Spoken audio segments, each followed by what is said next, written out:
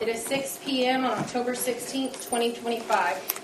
A quorum is present with all trustees except Kevin Telchik.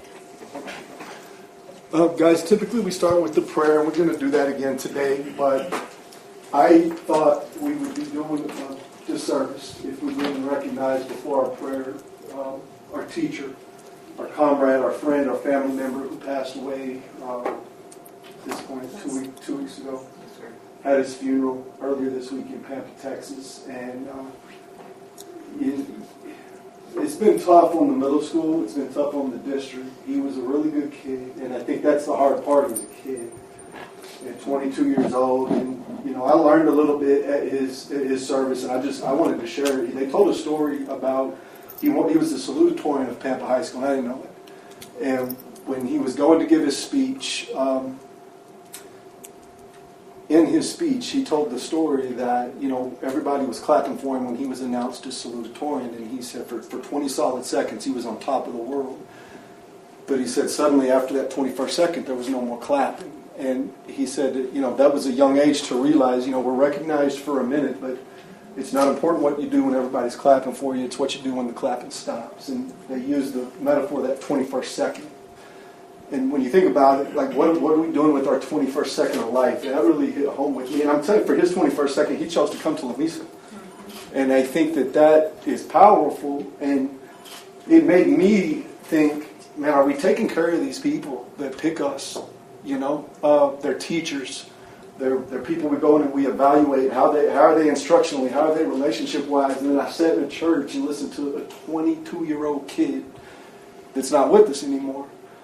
And it's a lesson for us just to make sure moving forward. I will tell you, I took care of him the day I met him. I took care of him his first day here, but did I check on him all the time? Not as much as I should have. And so it's just a lesson for me moving on. It's a lesson for Lamesa. I always say, let's take care of our people. Because he will always be one of our people. And I just wanted us to think about it before we pray. And if you'll just bow with me, I want to remember it. A moment of silence, and then I'll pray for you.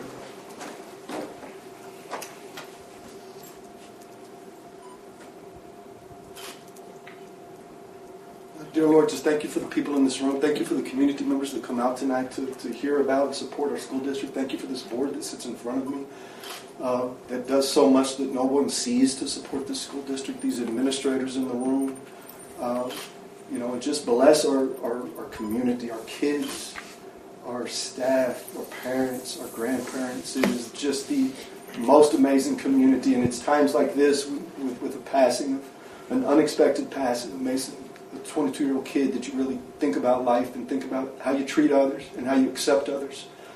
And just make sure that we learn from this here in Lamesa. When people choose to come here, let's embrace them. And, let's treat them the right way, and let's make sure that we take care of them every bit as much as we expect them to come take care of our students. Bless us moving forward. Bless this meeting tonight. Bless our kids moving forward. And just thank you for everything you do for us here in Lamesa ISD and in Lamesa, Texas. And in your name we pray. Amen. Amen. Has anyone signed up to speak? No, ma'am. Okay, we'll proceed with the agenda. I'm back. Okay, we have 2 student recognitions tonight, and I'm excited about both. We're going to completely separate them. We're going to start with June. So, June, come on up here real quick. And you can bring whoever you want, June. I have, she can bring her copy. I've got 2 copies. I got way back here.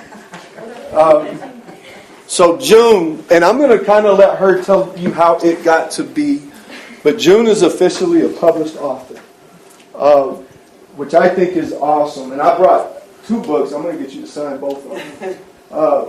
I would like to donate one to the library of your choosing. You wrote it, so you know what age this book is for, because I know you're in high school, but I have a feeling that a lot of this came into your mind through your middle school years, so you get to tell me. Actually, I have 2, but I'm keeping one so I'm done reading.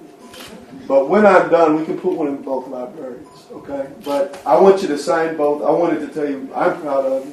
I learned about this at 7 a.m. one morning? Yes. No, it was earlier than that. I was running. I got a text from Gracie saying, hey, I know it's early. Guess what? And Gracie's usually mad at me. But she wasn't. And I immediately got on and bought it. I'm just really proud of you. A lot of people talk about doing things like this. very few people followed through with it. So congratulations. I want you to talk about it. Tell the board how it came. And then before you sit down, we're going to get you to sign it and get some pictures with your family up here. So the floor is yours, June. This is a book. It's called Weight of Words. I actually wrote it, of course. And it's basically about how I struggled with bullying and mental health issues during my middle school years, which mainly started during somewhere during the summer of 6th and 7th year. So it says on the back, a collection of poems from a teenage girl who has suffered bullying since a young age. She is now ready to share her story and previously private poems. This book contains censored poems and is the author's first ever book, written at the age of 14. It also includes sensitive topics such as self-harm, eating disorders, and anxiety, which is just a few things I went through during my middle school years and still struggle with now. She wrote the back as well. Yeah. She literally wrote it. I did. And we had a meeting last night called SHAC where we talk about just the mental health and physical health of kids. And this was something that was brought up, is that bullying, I mean, no matter how much you focus on it, it's just hard to get away. So I'm glad to see you stand here kind of on the other side of it, but it also will serve as hopefully a path for some people that are struggling with it right now. Would you like to tell me why you have Ms. Doster come stand up with you? The reason I had Miss Dosser come stand up with me is because, well, I met her through my mom, and I guess as soon as we met, we kind of just clicked together, and ever since then, she's kind of she's helped me a lot. She's helped me what's that word? She's helped me be more confident in my writing. And, yeah. Mom, you got anything to add to this deal? No, I'm already getting emotional just having I know you're proud of it. I'm so proud of her. We both are. Okay. Just that, and Doster has been so amazing with her. Has treated her like family. Me and Doster, we work together, and we still talk to this day. And she's been my rock for June when she was in the 8th grade, and still is. And she's always, it's just amazing how great she's been for us through everything, through the ups and downs, through what you've been going through, what she went through. I mean, it's just been very, very, such an amazing person. That's just an amazing person to have in our life right now and forever. Okay, so we're going to get you to sign a book while me and Elizabeth. And if y'all want to come take a picture as she signs. I wanted to take a picture with Doster first. She had a foundation. I just encouraged her, gave her some guidance, and just encouraged her to learn what she had written with it. You can say whatever you want. We'll say this one's going to go to the middle school, this one's going to go to the high school. All right, so if you want to write a little note and then sign that, this will officially become your first ever library book. I think you can keep a copy. I'm going to read it and then...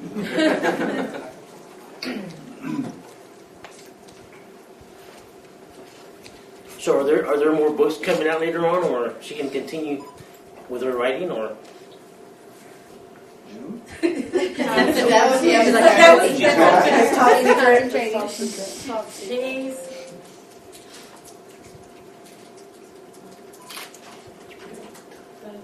All right. High school. Before you, do you want to answer that? Is there going to be more books come from June? Yes. There you go. There you go.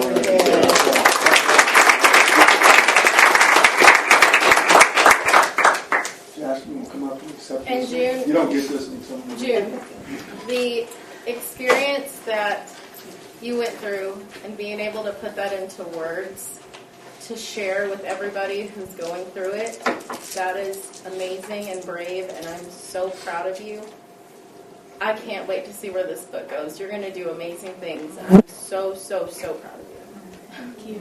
She even surprised me because she I had the privilege of teaching her, but seeing her writing, she inspired me to be a better educator because we had that connection of the love for poetry and the love for everything writing, and to see her just blossom, and it was just, you can do this.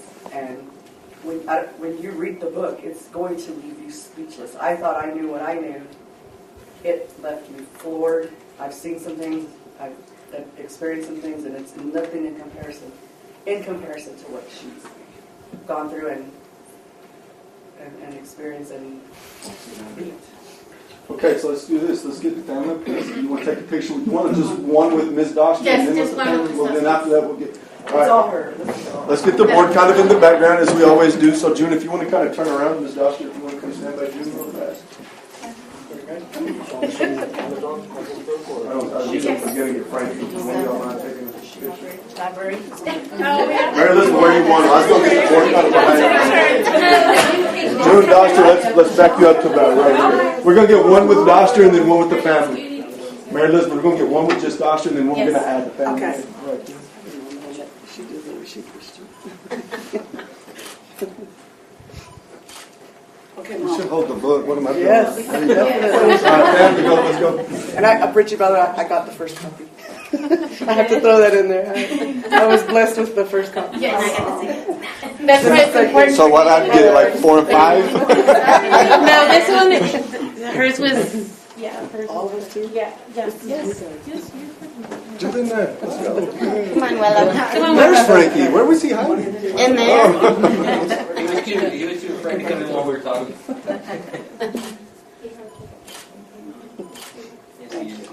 Let's give June a round of applause. Great job, June.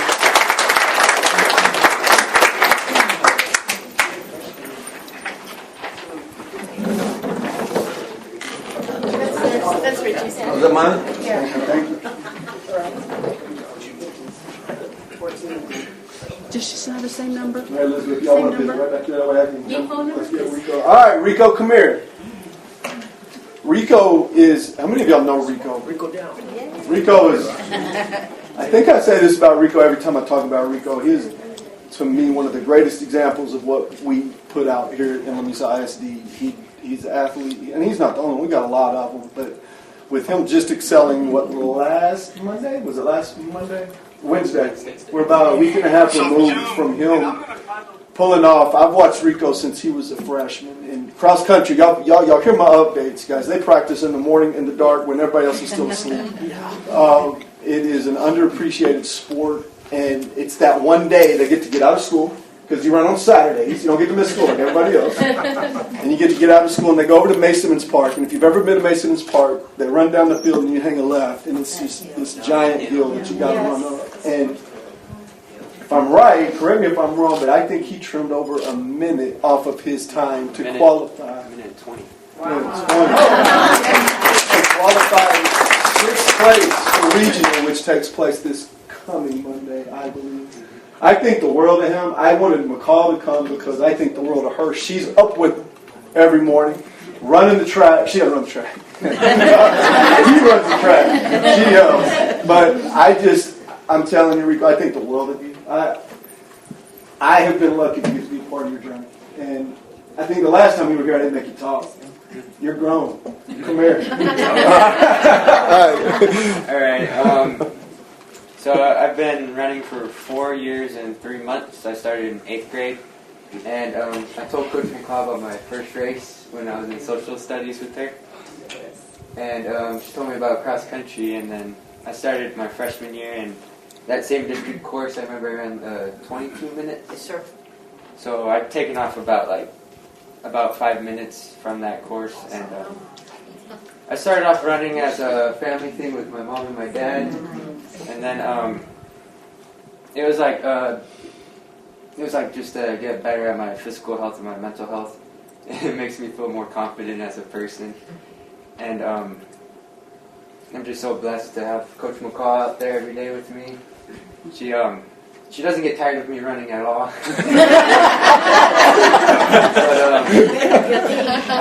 But I'm excited. That time I ran was 17:32. And I checked last year's regional times, and I would have placed 22nd with that time. and you need to be like top 20. So I'm right there for getting to state. So I'm super excited. Me and Coach are gonna probably take it easy for the next few days so that we can give it our all. Maybe take off 10 more seconds and guarantee a spot. So, but yes, I'm very blessed. My mom and my dad are my greatest supporters. So What time do you run on Monday? I run at 9:30 a.m. So Coach Okay. wants me there at like 7 or something in the morning. I'll be there. I didn't get to see district because of the stuff that was going on here, but I'll be there. Unless I'm bad luck. Maybe I'm bad luck. Am I bad luck, Mom and Dad? All right, because I don't mind staying. I'm not going to get in the way.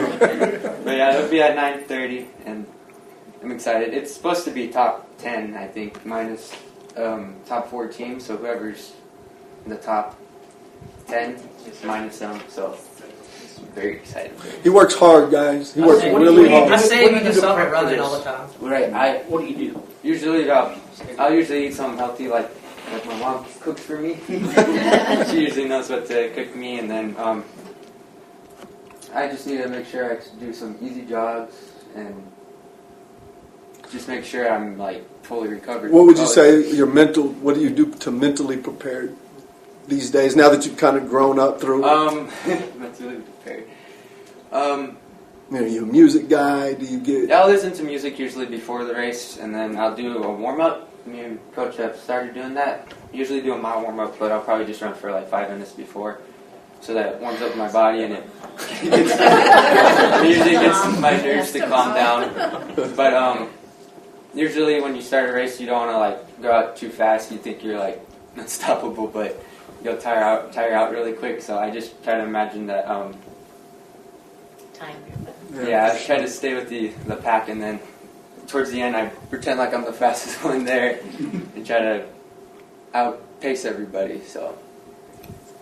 Well, thank you. Good luck. We're going to get pictures. I just want to say between June and Rico, guys, this is just a small sample of the awesome kids that we have here in Lamesa ISD. So thank you, June, for being here. And Rico, we got to give you a round of applause. So let's do the same. If y'all don't mind standing up one more time, let's get a picture with Coach and Mom and Dad. Come on up right here.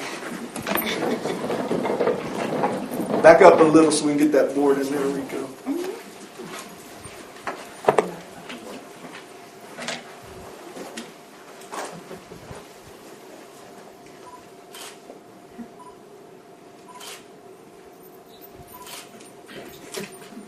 Perfect. Thank you guys both. Thank you.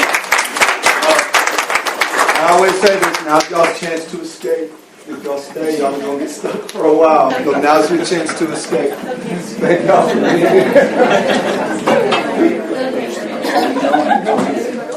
All right. We'll move on to the financial report.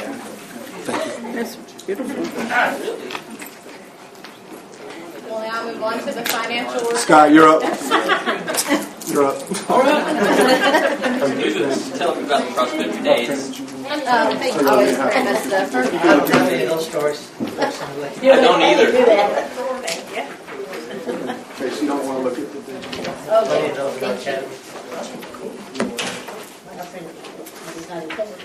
Yeah, I thought when I saw the nice fancy cover page, I was like, we got to Now that we don't have limits on copies. That's true. No overages.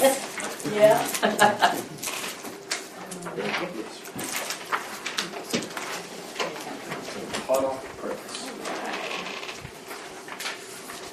This is showing us how fast we're spending our money. Bob run us new rates, Oh, okay. just so we can see what's changed in the market.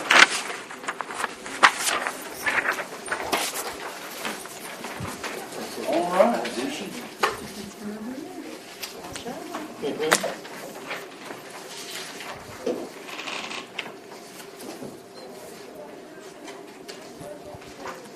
All right, so as you look through that, just trying to add a little dressing to this a little bit, and there are some other data points I think it's important that we look at, and so I've added a couple of things today. We'll do a year over year on one of those forms going forward, but the goal is to give you some more information than we cover, but give it to you in a way that you can look at ahead of time. But And I'll point those out till we go through. The first form is one that we've been doing really since I got here. It's just taking the report we previously had with revenue and expenditures by function, and then just adding that same information by object code. And so you can look at the 25-26 year, the budget that was adopted, revenue so far with just 1 month completed, and then those same items by breakdown the category. I thought that was important as we began all this because it singles out some things that by function don't do. So you can see what we're doing in payroll. You can see specific with debt service, cost of materials, because those items are broke out by different functions. And so same format that you're used to seeing now, but just with the new year.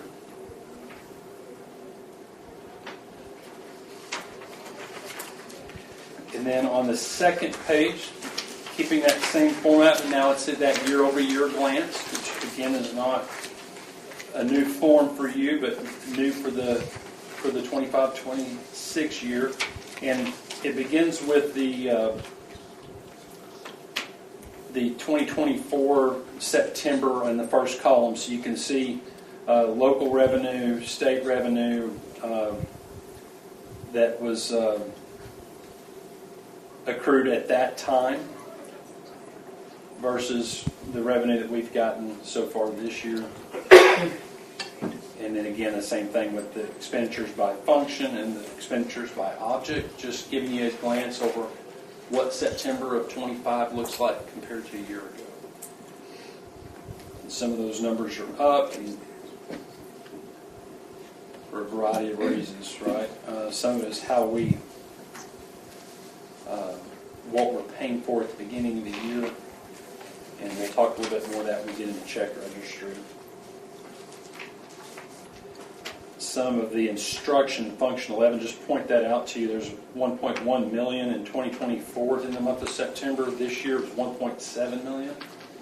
And so we do have some upfront costs that we covered out of the general fund, which is what this report is showing you, that some of those things have been paid for out of federal programs in the past. And so when the federal government froze everything, we shifted things around. We're still going to use those funds, but some of the things that we were paying for out of ESSA funds or one of the other federal programs, we're paying out of the general fund, and in return we put some salaries back into those. So that won't hinder us. No, sir. And that was advised by the Service Center for all of us to do, because when it happened, we didn't know how long that was going to be taking place. So that was under guidance that we did that. But yes, you're right, Ernest. It'll even out.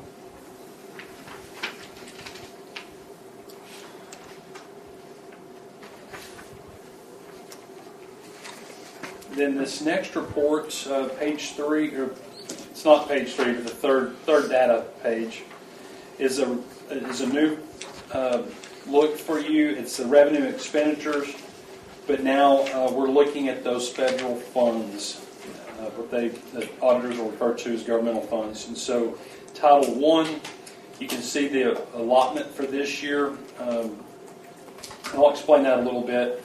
So when we apply for ESSA funds, that's Title I, Title II, and Title IV. That's a single application that we consolidate those funds. It allows us to have more flexibility in how we use those federal monies. And so we will receive an initial allotment, but then later in the year there will be what they call an additional entitlement based on unused funds from the previous year from the federal government. They'll allocate those to the states, and the states will allocate it using the same formulas that we got the initial allotment from. And so we will get additional Title I money at some point during the year. That's usually in the early spring that we will see that, and then we'll look to reallocate, move some salaries into that, or by that point we may have identified some things that have happened during the year that expenses with maybe intervention or tutorials or things like that, and those funds could be used to help do that. And so those original amounts. Not all federal grants have that additional entitlement, but Title I does. And so that, and this doesn't show you a year-over-year glance, but our title funds are being reduced annually because they are a part of that formula is based on your economically disadvantaged numbers. So as our enrollment has declined in Lamesa, then the allotment that we get in federal funds changes as well. And so you can see there, most of Title I, we do have some in the plan that's used for supplies and for contracted services, because some of the regional services that we use to support the federal programs help us with the application, and the compliance pieces can be paid out of the grant. Then you have IDEA B, that's federal grant for special ed. There are two of those. Notice one is called the formula grant. It's the larger one. It's used for students K through 12. And then the second one, Fund 225, is a smaller grant, but it's specifically for pre-K program for students who are identified with a disability, a qualifying disability, or students that often what we see in the younger group, it may be something to do with speech or another issue that we're recognizing and trying to intervene in early on. Cafeteria fund, you're familiar with that. Though it's federally funded, it's also supplemented by food sales and other items. It's required to be separated from your general fund, but as a board, you do adopt that budget each year as a part of the budget adoption. Fund 244 is the Perkins grant.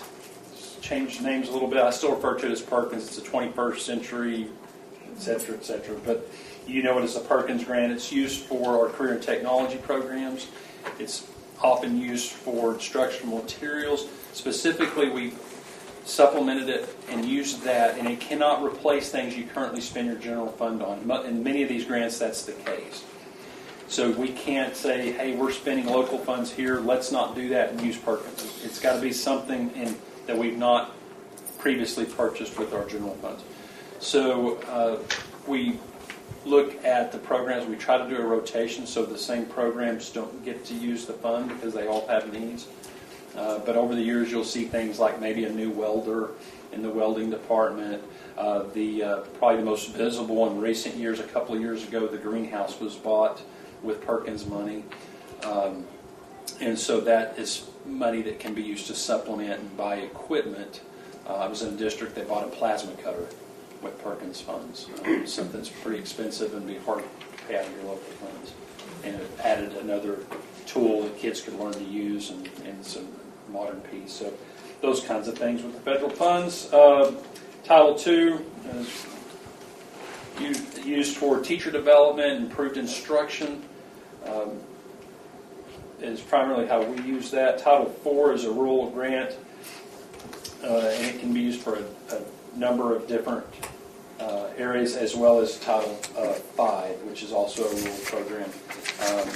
And with Title V, it is another one of those that cannot supplant or replace your local funds.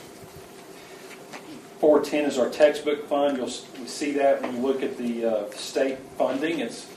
But it's separated as a separate fund. So most of the time, what we purchase in 410, you and I never see it because we buy it directly through TEA, through that secure site. It goes straight to, we order through them, they work with the publisher, the stuff's shipped to us, there's no money changing hands. But from time to time, we will order something direct. Maybe it's through Amazon or it's directly through the publisher.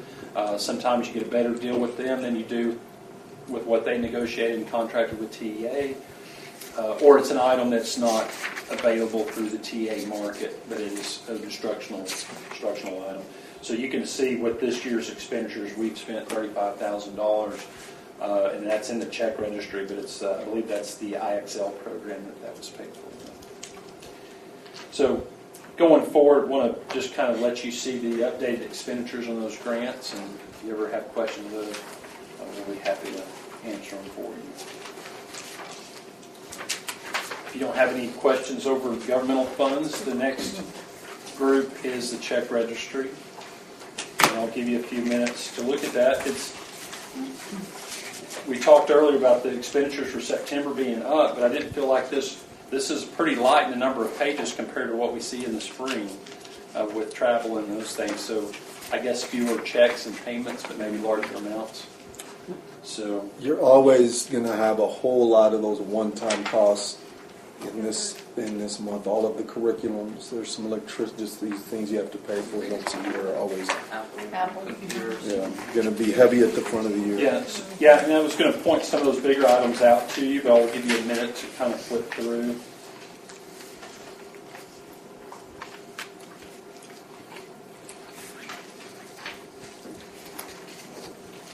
So on the bottom of page 2, there's a poll fee. It's a one-time fee that we use, basically releasing the poll through Encore, and it's $8,400 a year. So we pay that all up front.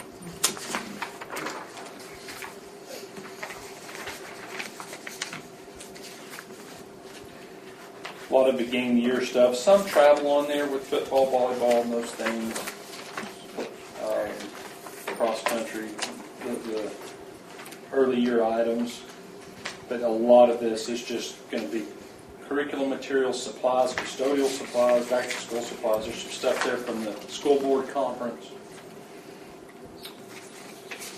That bumper pool trailer, didn't we get? That's Weaver. We still have to put it in there. Yes, ma'am. It always comes out of us, and then they reimburse. But yeah, there's 2 of those, Rebecca. The Weaver at the top of page 6, and then if you look on page 2, halfway through, y'all approved that donation for Brandon Funeral Home to pay for that teacher appreciation meal. That's in the middle down there. So both of those were non-actual expenses. Yeah.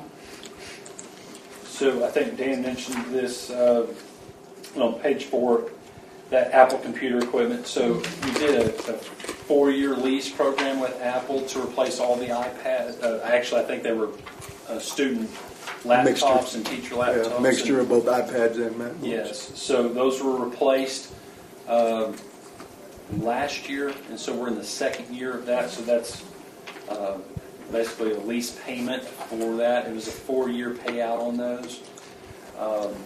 And I want to just mention this to you. So in the budget prep, we talked a lot about what people were doing to turn in and do that.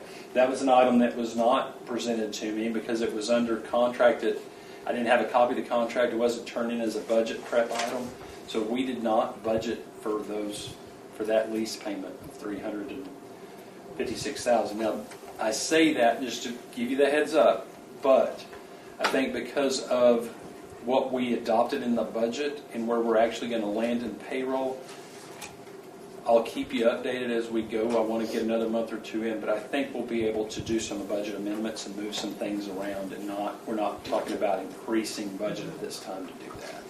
So I do think we can move things around without having to come back and add to the deficit that was adopted. So are we done with this payment already? Is this the last one, or? No, this was, so that was a 4-year lease. So this was the year 2. Same amount? Yes, sir. Actually, it adjusts just a little bit each year, but in total, it's 1.2, 1.3 million over 4 years.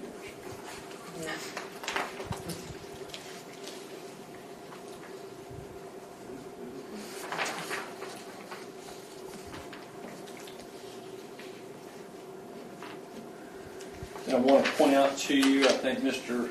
Ritchie marked some of the same things I did. So was mentioned the van trailer. That's a deposit on the van trailer, $54,000. The remainder of that will be due upon delivery. And then again, as he spoke to, the Weaver, that'll be reimbursed. And then on that same page, in the middle of the page, you'll see property casualty. It's broken out into 4 different groups because of the types of properties that are covered. And so they're broken out in different functions. But and we talked about that. You approved the PCAT renewal. Not a substantial increase this year. First time in a long time. I think the increase year over year was between $8,000 and $10,000. So, which is a lot of money to me personally, but in the school where we've paid $150,000 increases, to have that increase was a welcome thing. But we do pay it all up front. It's one thing, I don't know the history, how far that goes back, but I have been in districts where we did not pay it out. We paid it quarterly. And because we pay such a large amount, it is something that I'm going to recommend that we ask to do. next year, unless there's a big discount for paying up front, because we can accrue interest by not paying out, $850,000, $900,000 in property insurance. So if we can set up a quarterly payment with them that's in our best interest to do, then I think that would be just a way to earn a little bit more interest in the bank.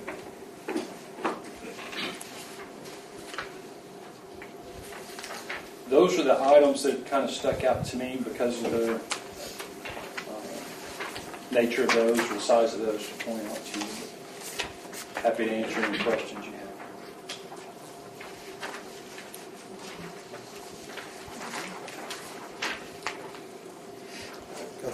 Don't lose this in your stack. He's about to talk about this thing he handed y'all.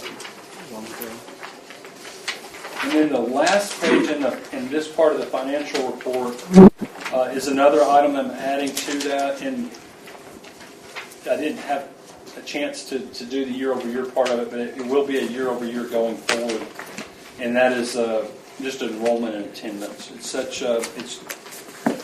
I've always reported it as a part of the financial report, so I wanted to start including it here. We've talked recently about the importance of student attendance, overall student enrollment numbers, but then their attendance as well. So giving you a report each month, I do want to mention that enrollment count of 1,400 was as of September 30th. Okay, the attendance rate was the average attendance rate for the month of September. But the way we run our reports in Skyward, I can't run a monthly report for ADA. It's running out of 6 weeks. So that last data point, 13.04, is the first 6 weeks ADA. Okay, and we built a revenue budget based on an ADA of 1255. So why would there be a difference? I mean, I guess I don't understand. Say that again. On the when you said y'all couldn't run a report in this 13. Yeah, it's just the nature of the information system and how they run those reports. There's a superintendent report that you have to report for PEMS, and it's reported by 6 weeks, and so that report generates by 6 weeks. And it doesn't have. Now we might be able with a little more time. That's the report that we always we run for PEMS and for the superintendent.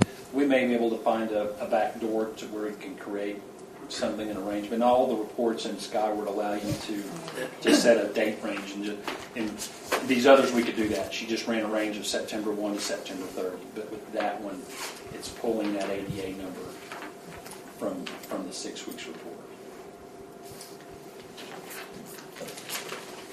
And so the good news is early on our ADA is considerably higher than what we budgeted at 1255, and based on the trend over the last 4 years, I was looking at 1261, and just because of the where we were at the end of July with our enrollment figures, we erred a little bit on that. I don't know that I would do that again because I feel like we could get more of the money up front from TEA than we did, but I hated to be in a situation where we were overpaid, and so we erred on the side of where we were trending at the time. So. But to add on to that, and they're going to talk about it, we've got to keep that in the forefront. Like, the reason it's up is because all of our campuses have had attendance in the forefront of their minds, and we can't let that slip in October and January and February and March. That's a lot of money that we're earning right now.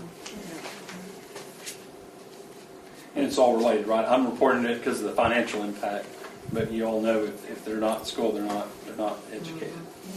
So. That's all I have for the monthly financial.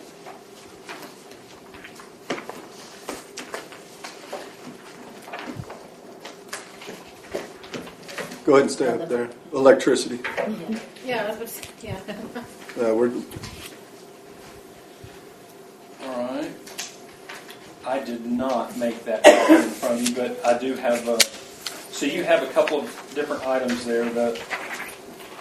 The one that was in your packet need this. Shows a price quote from July. Yes. Yeah. No, I'm okay if y'all are. So that shows July rates that were quoted for us. These energy providers, it's a one-day quote. They are sent out the information. They look at the usage and they run calculations on the market price. The transfer price is through Encore is set by the state, so it's locked in. They look at their market and what they're trying to make on sale, and they throw in a quote based on different terms. That July 30, if I remember right, there was a 1-year term, a 2-year term, all the way up to 4 or 5 years options on that.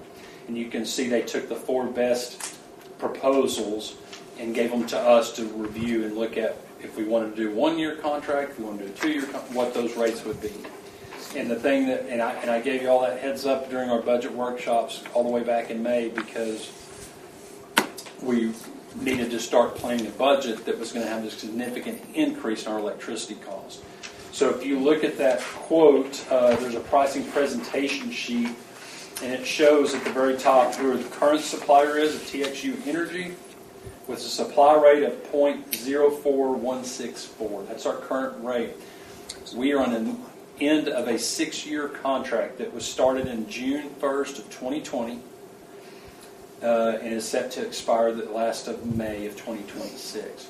So by locking in that rate, I didn't do a historical look to see what rates did from 2020 to 2023, 2024, but you have in front of you what they look like in July of 2025. And that is a substantial increase from where we're currently paying at 0.04164 for generation to, I believe the best rate was 7 cents, 7.8, something like that. And that was through TXU for a long-term commitment. Tonight we had the group with Bob Spikes and Mantis Innovation had them run a auction today to get quotes on the current market price as of today compared to what it was on July 30. And so that's the sheet I handed out to you as Mr. Ritchie was handing out the rest of the packet. And it wasn't in because I didn't get it till about 5:15. So, but you can see there. Now they did do different years, and I would tell him if we're going to run another run that I would want some shorter terms to consider. But you can see what's happened to the rate.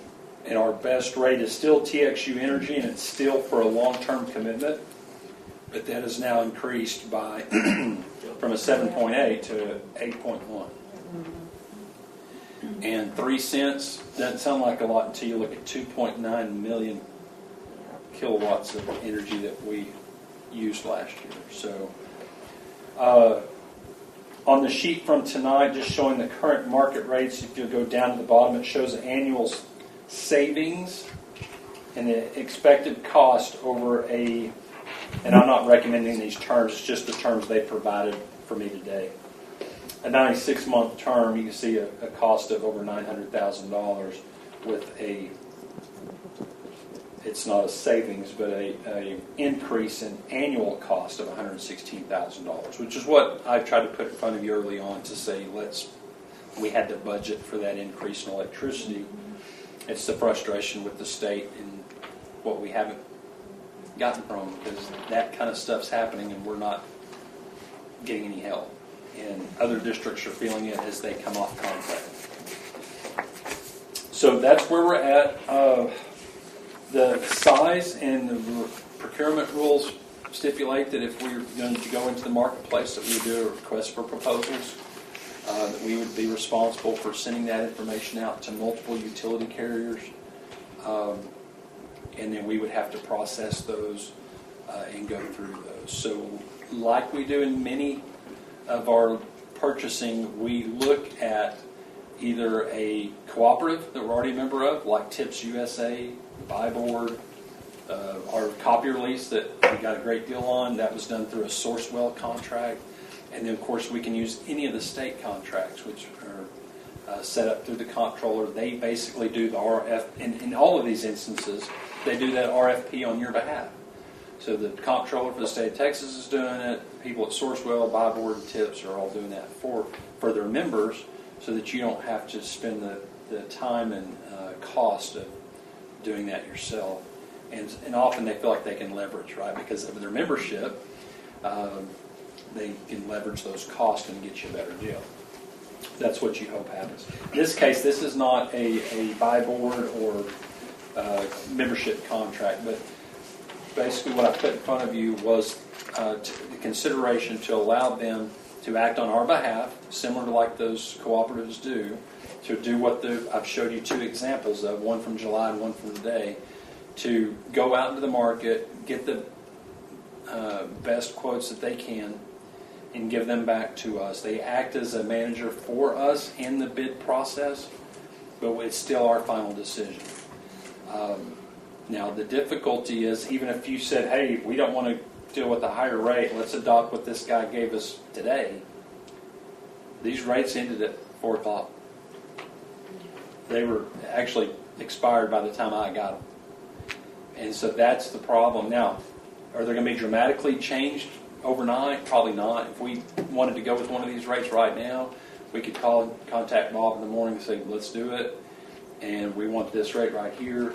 And he would call them, and they're probably not going to haggle over, 0.03 of a penny when they're going to get a big consumer.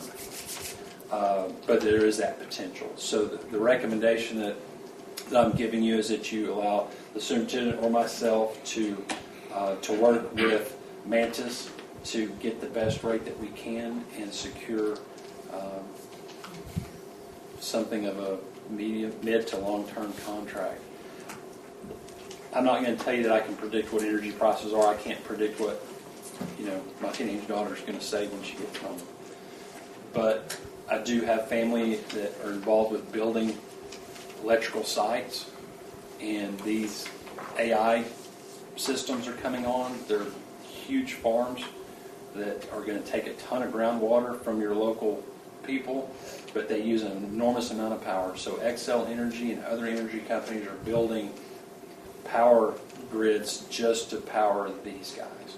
So again, I have no expertise in the market except that my brain tells me you have a non-human entity that's fixing to consume a ton of power. And those electric companies have to go build the infrastructure, the generation, and the transfer lines to get the power to that.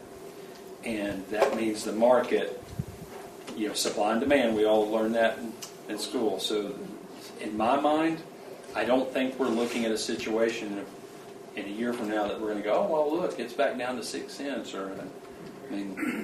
You never know. None of us knew COVID was happening. And it changed the market on everything. But I do think we need to consider a term. The current one we're on was for 6 years. The rate that we're on right now, 6 years later, it's a steal. We wish we could keep it. So I don't know that I have a year recommendation, but I think we would be.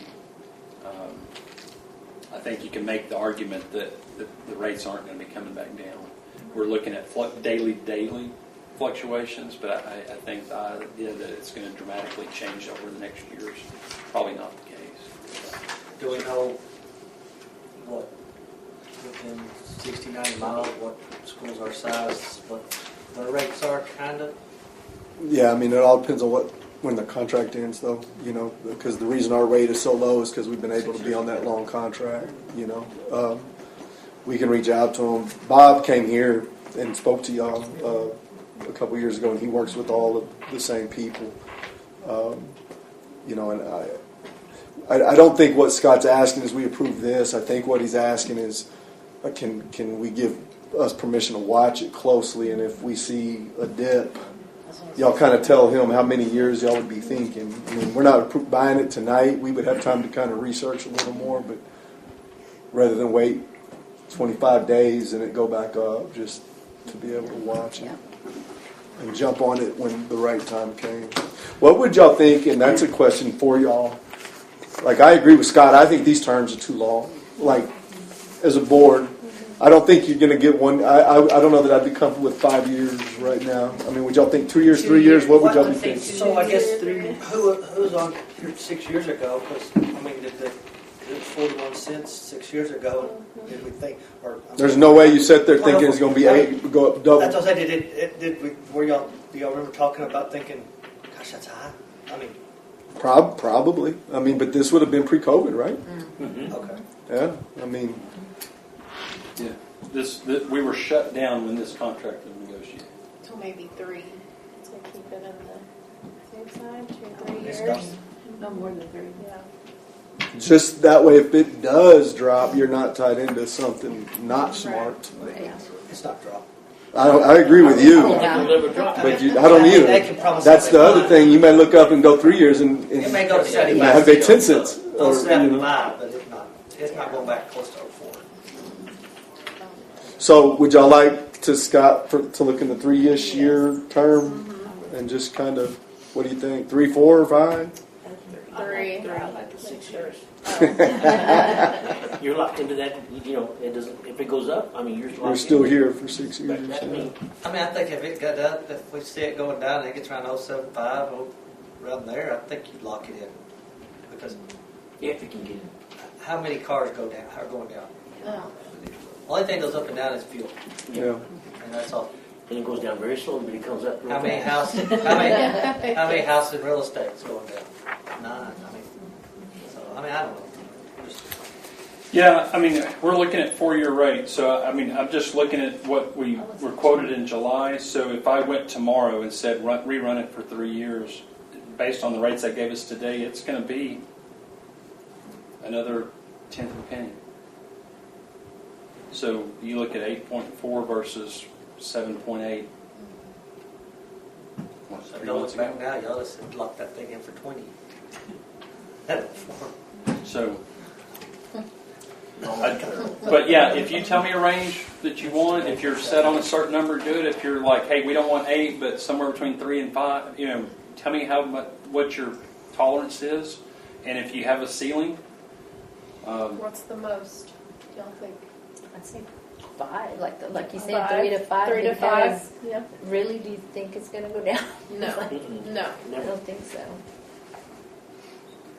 So, Rebecca, Ron, To me, if you can negotiate .080, I think you go 6.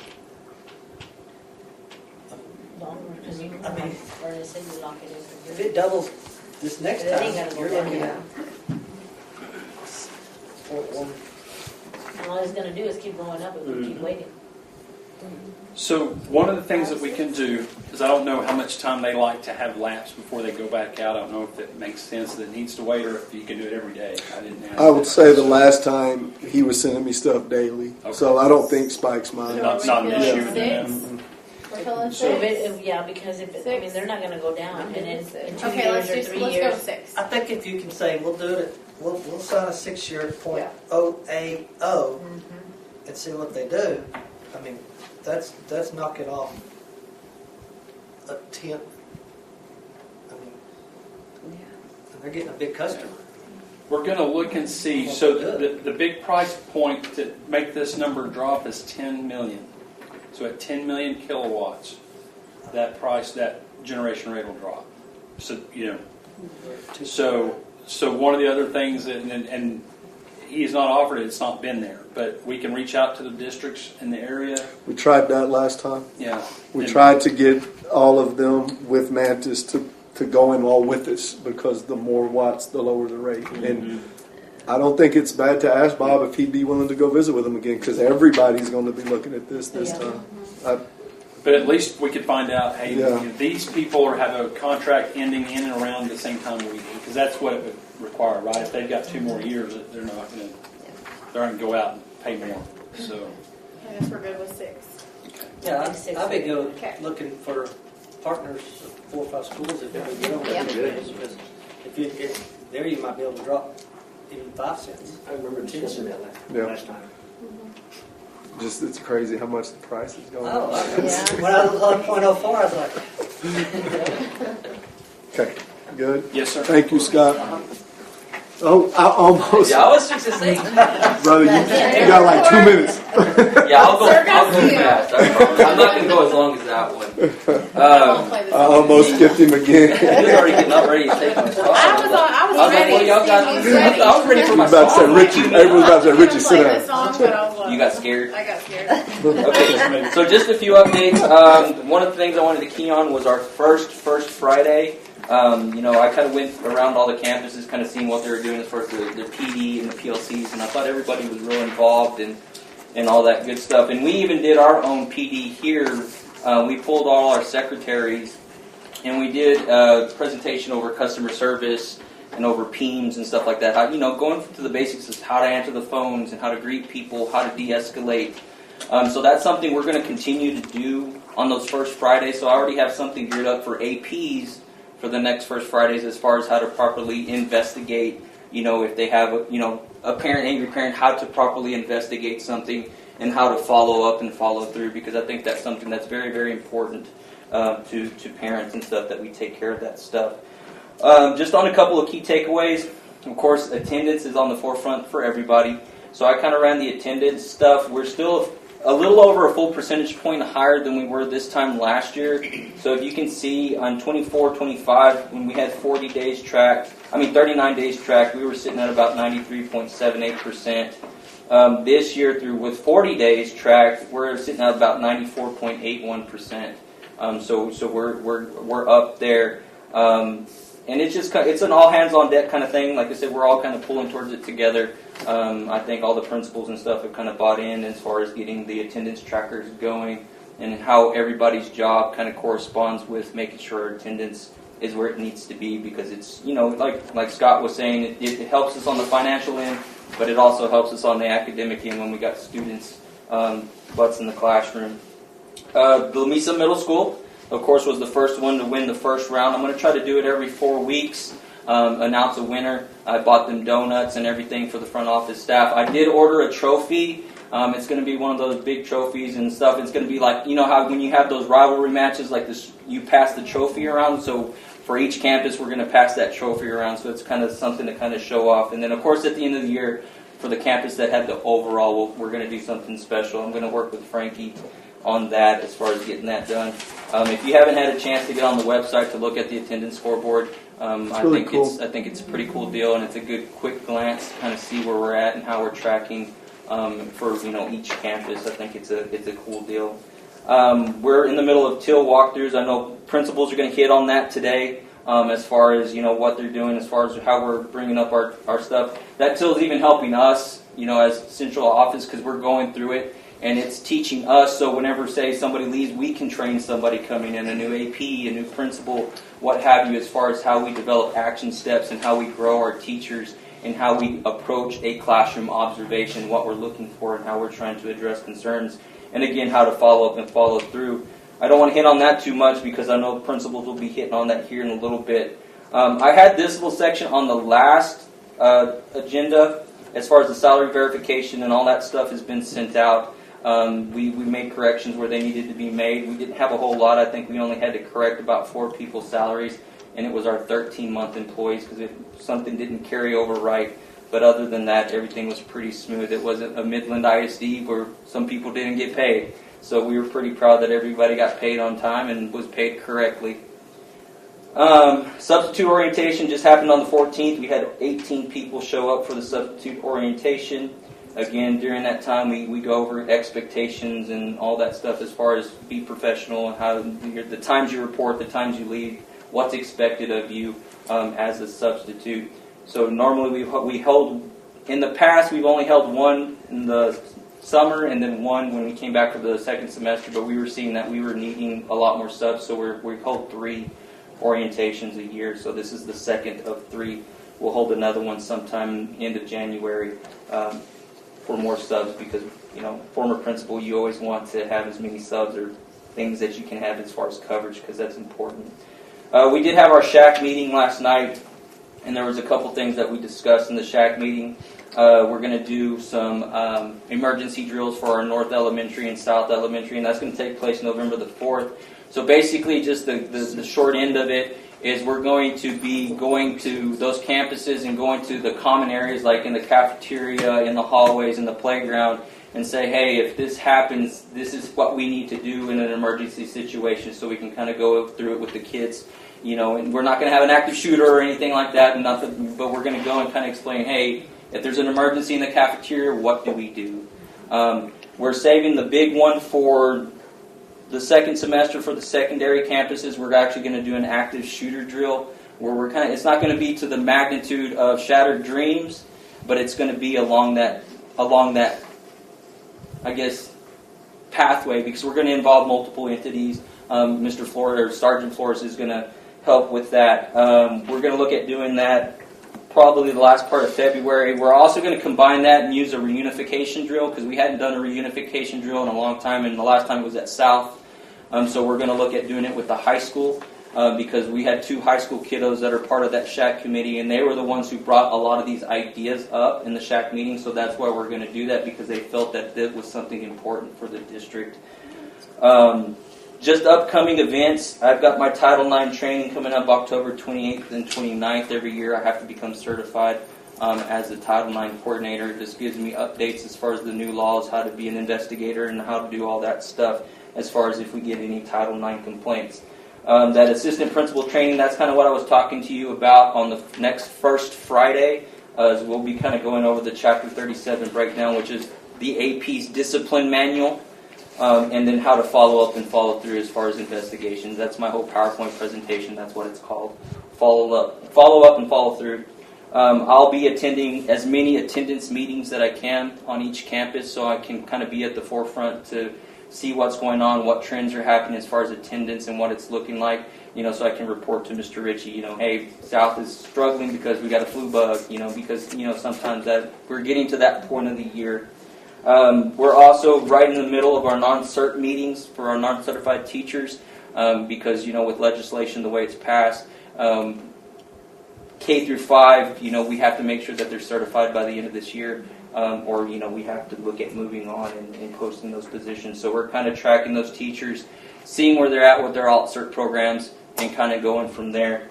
There's a couple things that are not on here. We're going to start working, as far as when I say we, Frankie and myself, we're going to start working on the LASSO grant, Cycle 4, and that's going to deal with the residency program, so we can pay our resident teachers more, so we can compete with the Lubbock ISDs of the world, because if they enter that, it allows those teachers to make about $20K. We already pay our resident teachers. We have 2 this year, and they're making about $28K, but if we can get a part of this residency program, we can go from offering $28K to $38K, because they'll fund about $12K of that if you enter into that LASSO grant. So that's something that we're looking at doing. Another thing that we're going to do with our APs that we haven't done before, we're going to do AP walks. We want our APs to be more intentional with their schedules, so we're having them build their schedules as far as what they do with arrivals, dismissals, lunch, and all that stuff. And we're going to be walking in campuses to see what other APs are doing on their campus, so we can kind of bounce ideas off of each other as far as how to make things flow a lot easier on the campuses on an AP perspective. That's all I have. Any questions, comments, concerns? How many do we have right now as far as uncertified? Total, do you know, from Oh, 1 to 5? goodness. We have 12. 12 total. And we started, when he says the meetings, we've done a really good job this year because of legislation. This is meeting 3 already this year with this group, and we're really, the bad news one was at the beginning. Now it's, okay, show us where you're at. Show us what you've done to see how far along you are. So, they gave secondary teachers a little longer. They only gave elementary this 1 year, and it's not fair, but it is what it is. But a lot of teachers have made significant there's a couple progress that as far- there's really 3 of them that have already, they're going to be finished by December. So it's been a good motivational strategy for them, because it was brought down by legislation, and And then there's a couple that are not going to be done because they had not even started, but they're really working hard, and that's.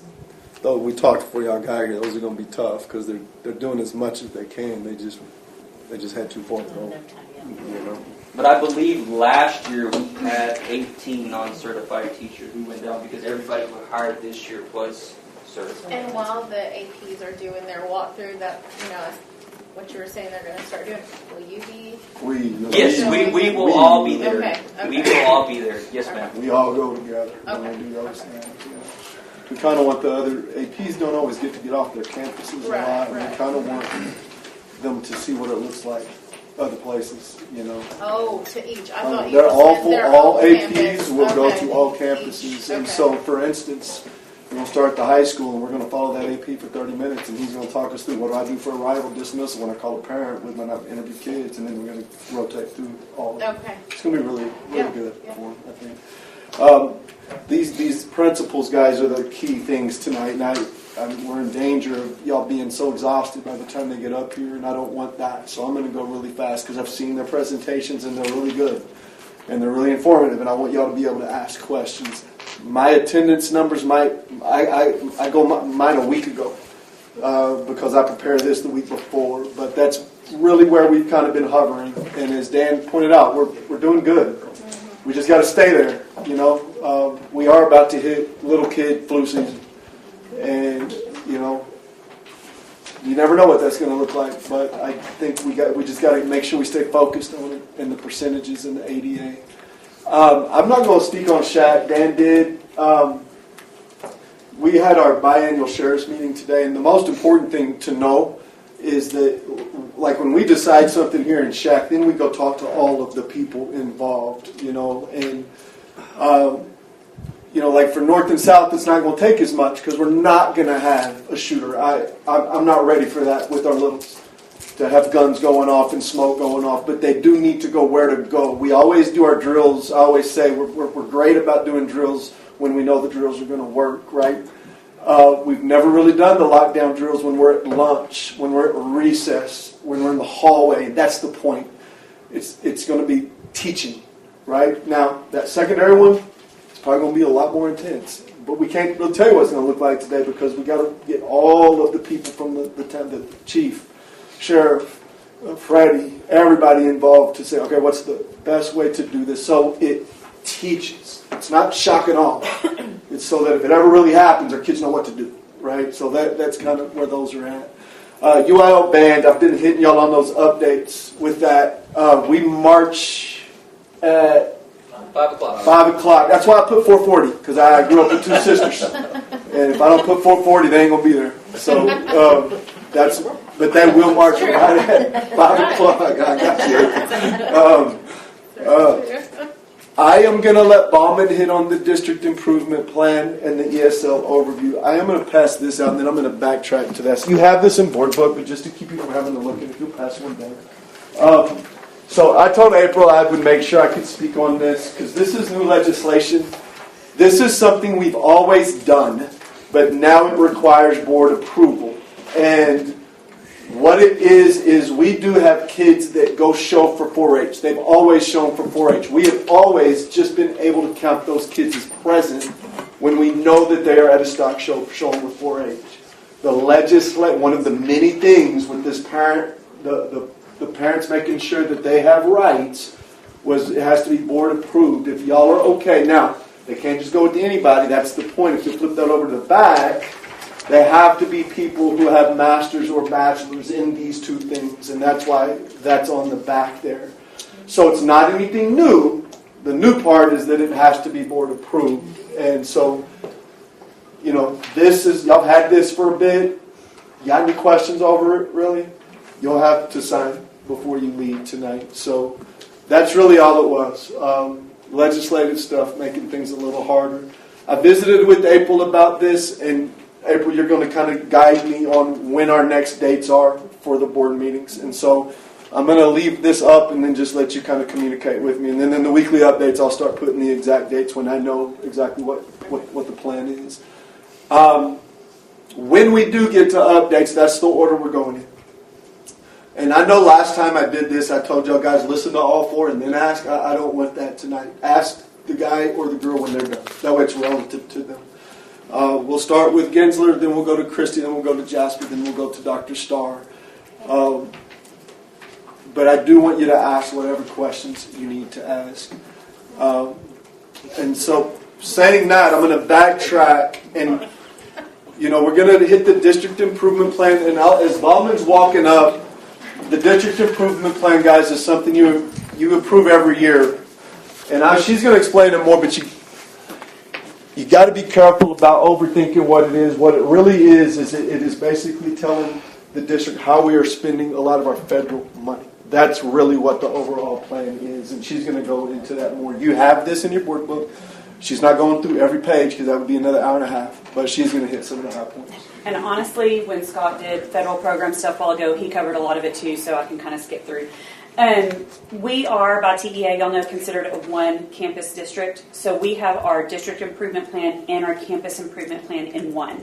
So we have to make sure, because they have different statute requirements, that we meet all of those. If you really want to look into those, the very end of it has all these colored things, and that's basically this. The Service Center gives us this template and say, if you do all this, you'll be good. So that's what we do. Just kind of going through, starting on page 5, that goes through how we come up with this. So, like Richie said, the purpose for why we do this is how do we spend our federal money. So we have to do this because we receive federal money.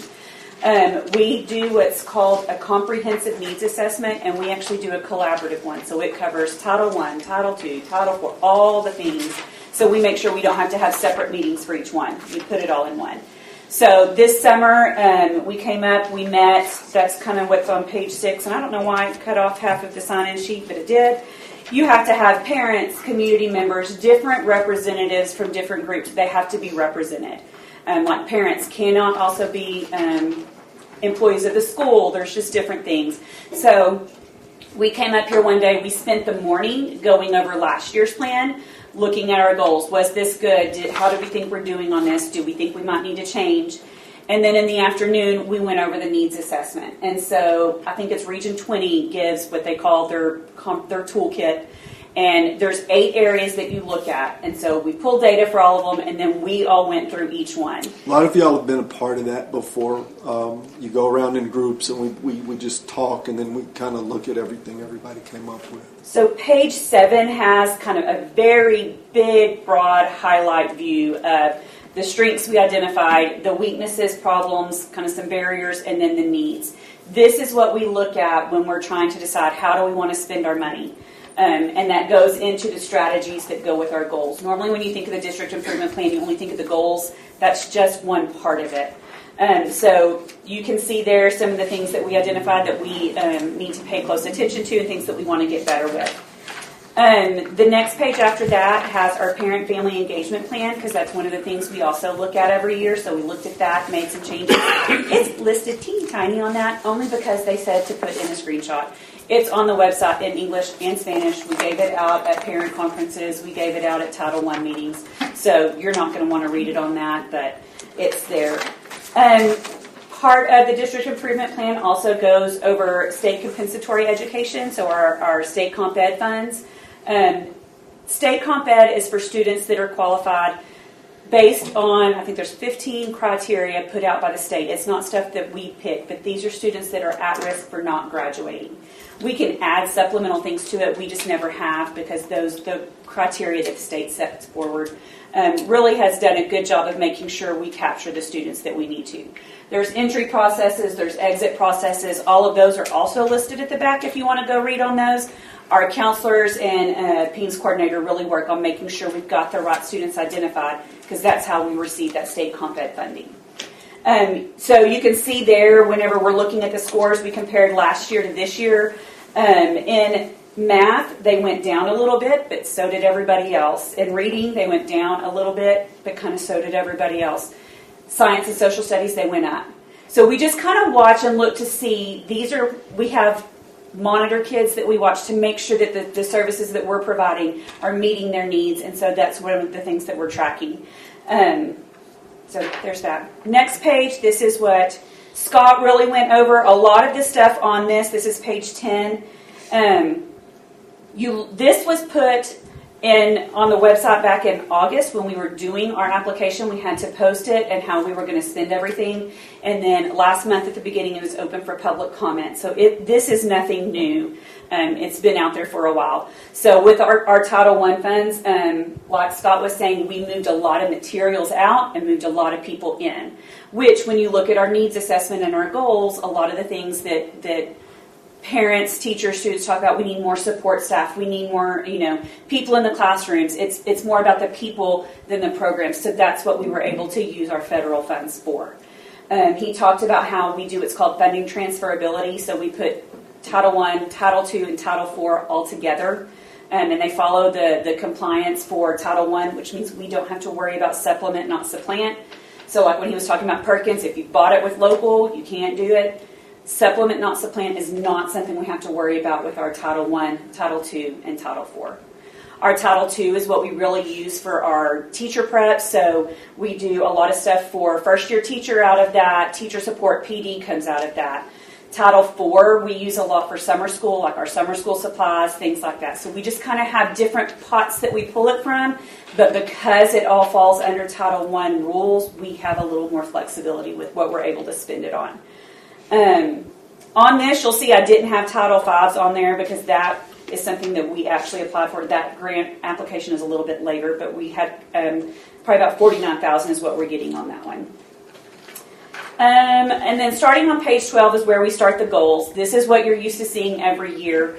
We actually pretty much keep the same goals because our goal is, it says we want to increase meets and reading by 5%. We want to keep going a little bit every year. The main thing we look at tweaking and adjusting, and this is based off of the recommendations of the people that came in the summer, are the strategies that are underneath it. So what can we do to help make sure we reach that goal? So like the TIL program we've talked about, our observation feedback, how we're coaching our teachers, some of those things are all new. So goal 1 all has to do with curriculum and instruction, and then we have different sub-objectives underneath each one. So you can go through those. Do y'all want me to read all the goals? Are y'all good? Okay. Good deal. Goal 2 has to do with recruiting, retaining, and supporting teachers. This is where a lot of Title II gets focused on because that has to do with how we're supporting our teachers. The First Fridays is something we've talked about that. And TIL coming in and really training our principals to be instructional leaders. Goal 3 is where a lot of your safety comes in and out of placement, discipline, and things like that. So we have this year a a classroom management behavior support person that's helping our teachers. And that goes directly towards this goal, to reduce our out of placement. If we can teach our teachers how to keep them in and manage things, that'll be better. Before you go on from that, I do just want to comment. We had our third or second security audit today. Third. And we passed them all so far, And I also wanted to comment on the discipline side, and we've talked about RDA before, which is the special education accountability in Lamesa. And Stacey, you'll have to remind me 0 to 4, 4 to 0. We were the highest that you can be in the state of Texas 3 years ago. We're 4. And we are officially a what? We're 1. We're a 1 now, which, guys, that counts towards regular accountability, special ed accountability. It's a huge jump that has taken a lot of work by a lot of people to get there.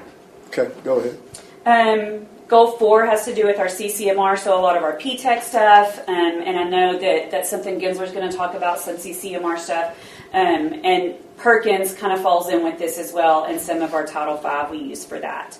And then Goal 5 has to do with parent and family engagement. That's one of the big things the state's pushing, both through the ESSA grants, which is Titles 1, 2, and 4. We don't apply on our own for Title 3, which when we talk about the ESL overview, we'll talk about that. We receive such a kind of a small amount. We receive less than $10,000, so we do a shared service agreement with the service center. They are the kind of holders of the money. We request through them. They make sure we're all in compliance, and that's because we have such a small number that it's not feasible and wouldn't make sense for us to do it on our own.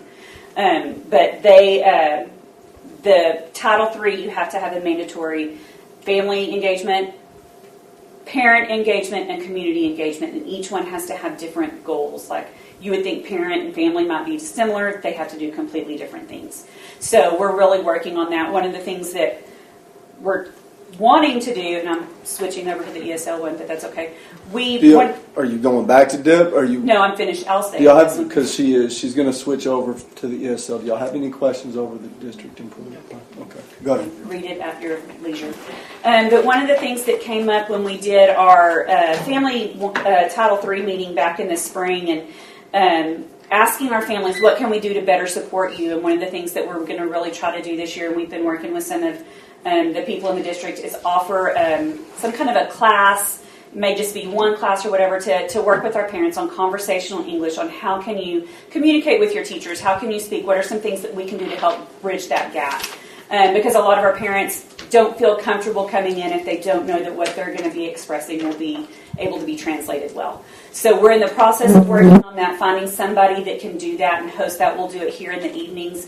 Based on what the parent input we got was, we have quite a few that are interested. So we'll start it, play it by ear, and kind of see how it goes. Switching officially to the ESL overview, much like the district improvement plan, this is the same thing you see every year. There's nothing even different until you get to page 10. So everything at the front just talks about why we are an ESL program. We do not have enough to be a bilingual program. We actually have, for the third year, we have not had to file for a waiver because the way that we are able to structure, to be an ESL certified teacher to serve the students, you have to be primarily certified in English language arts and have your ESL additional certification. So we have some teachers that are ESL certified, but they might be math certified or they might be, science. So they're able to do stuff in class, but it doesn't count towards that official class. Because of the way we've been able to have everybody placed, we're able to still fall where we've got it completely done. We have a pull-out program on each campus. At South, Concepcion Banuelos does that. Thank God for our part-time people, because Concepcion comes back and Nora comes back at North. And so they do that. They're able to pull kids out, work with them specifically on what they need. At middle school, we have Steve Garcia. He actually slides in his original certificate as generalist, so we're able to get him in. And then at high school, we have Michelle Llewellyn. We were actually just talking with Gensler today. We've got to get more certified at secondary, especially at high school. And so we were talking about some ways to work on that. The majority, we have 24 ESL certified people in the district, but they're primarily at elementary where we've got that covered. So we really need some more at secondary. On page 11 of that, we exited, this is our results from last year, we exited 8 students that have to meet certain criteria to be able to exit. And then once they exit, we continue to monitor for at least 2 years. So once they're exiting, are they able to stay? Are they able to keep, being successful? 60% of the ones that have exited are able to maintain at approaches in all 4 content areas. The area that we're seeing the weakness in, which won't be a surprise because it's everywhere, is math. That's one that's really hitting all of them.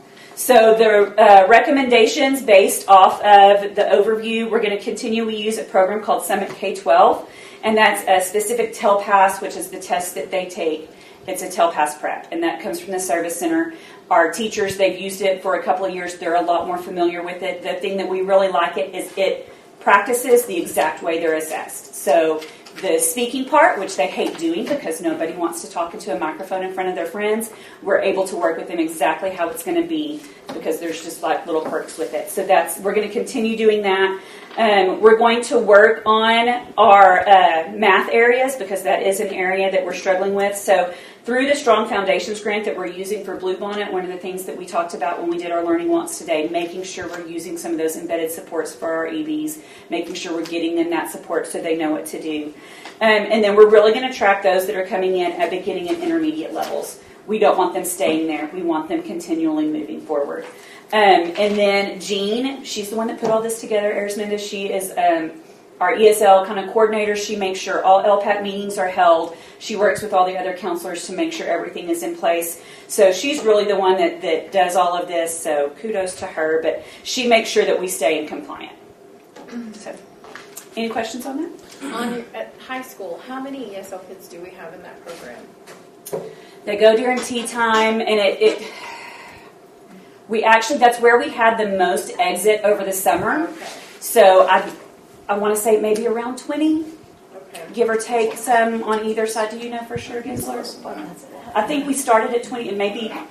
We've had some exit already, though. And the thing that's kind of hard is because a lot of it's based off of STAR, so when they're no longer STAR, we have to go to ITBS, which is a different kind of test. Okay. Does Miss Llewellyn know, like, Spanish or? She knows the technical side to help with the testing is a lot of what it is. And then because of her background, like with her English 1 and English 2, she's able to help with the academic portion of it. She's not who like goes to class with the Yeah. kids that don't. She has it's its own class Yeah. So that we they have have. somebody Yes. with them that translate. Or That's totally helps them. different. Okay. Yes. Okay. We also have, and it's really cool. There's It's amazing. some Y'all need to earbuds. try this out. And you have an app on your phone, and it'll translate. So the teacher can wear one, and the student can Oh, wear wow. one, and it translates back and forth. So we started Okay. using those last year. I know at middle school, because we've got some 8th graders that are new to country. They don't recommend doing it very often, because after they've been here 2 years, they don't want you doing that. I mean, like once you're in our school systems, they want you, embedded in English. But we got to give them some support. Right. So those have been a really, it's kind of cool to watch. Yeah. Yeah. Okay. Great.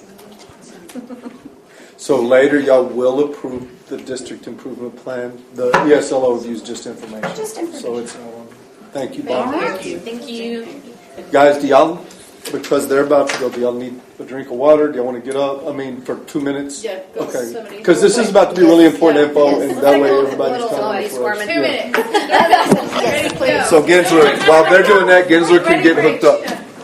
No, All right, it's ready good. to go? All right, just a quick overview. I know Richie already went over the enrollment of 394 and 4 at the academy.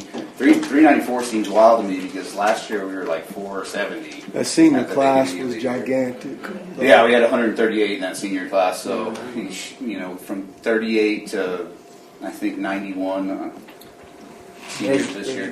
There's a big drop. I know Rich was principal. He had like over 500. Mm-hmm. So, anyways, but the attendance, 95%. I know Dan was talking about how important the attendance is. It was our goal. One of our goals last year. It's our goal this year, and it's easy to be 95% right now. It's early. But can we be 95% through cold flu COVID season? Can we be 95% when the spring hits and everybody's going off in every different direction, and those seniors start getting that senioritis a little bit? You know what I'm saying? That's going to be the thing. Can we have 95% at the end of the year? That's our goal. And then obviously we want to improve test scores. That goes without saying. And then continue to improve our CCMR outcomes. So I think it was in January last year, I showed you guys this exact slide. Probably this exact template too, by the way. And this was the 23-24 school year. It's from the spring of 24 test scores. And we're going to fast forward to spring of last year. And I don't know if you remember this, but I talked about, obviously it says we have do not meet at the top, approaches, which is passing, and then meets and masters. And the LB is left behind, and the OL is on grade level. So I remember telling you guys last year, it's meets and masters. It's on grade level. That's what we want. We don't want 1 out of every 2 kids coming into the classroom not being on grade level. Our goal is to get it where over 50% or more of our kids are on grade level. And you look at this, and we showed growth on getting kids on grade level and mastered. Obviously, there's the one glaring big red sore thumb over English 1.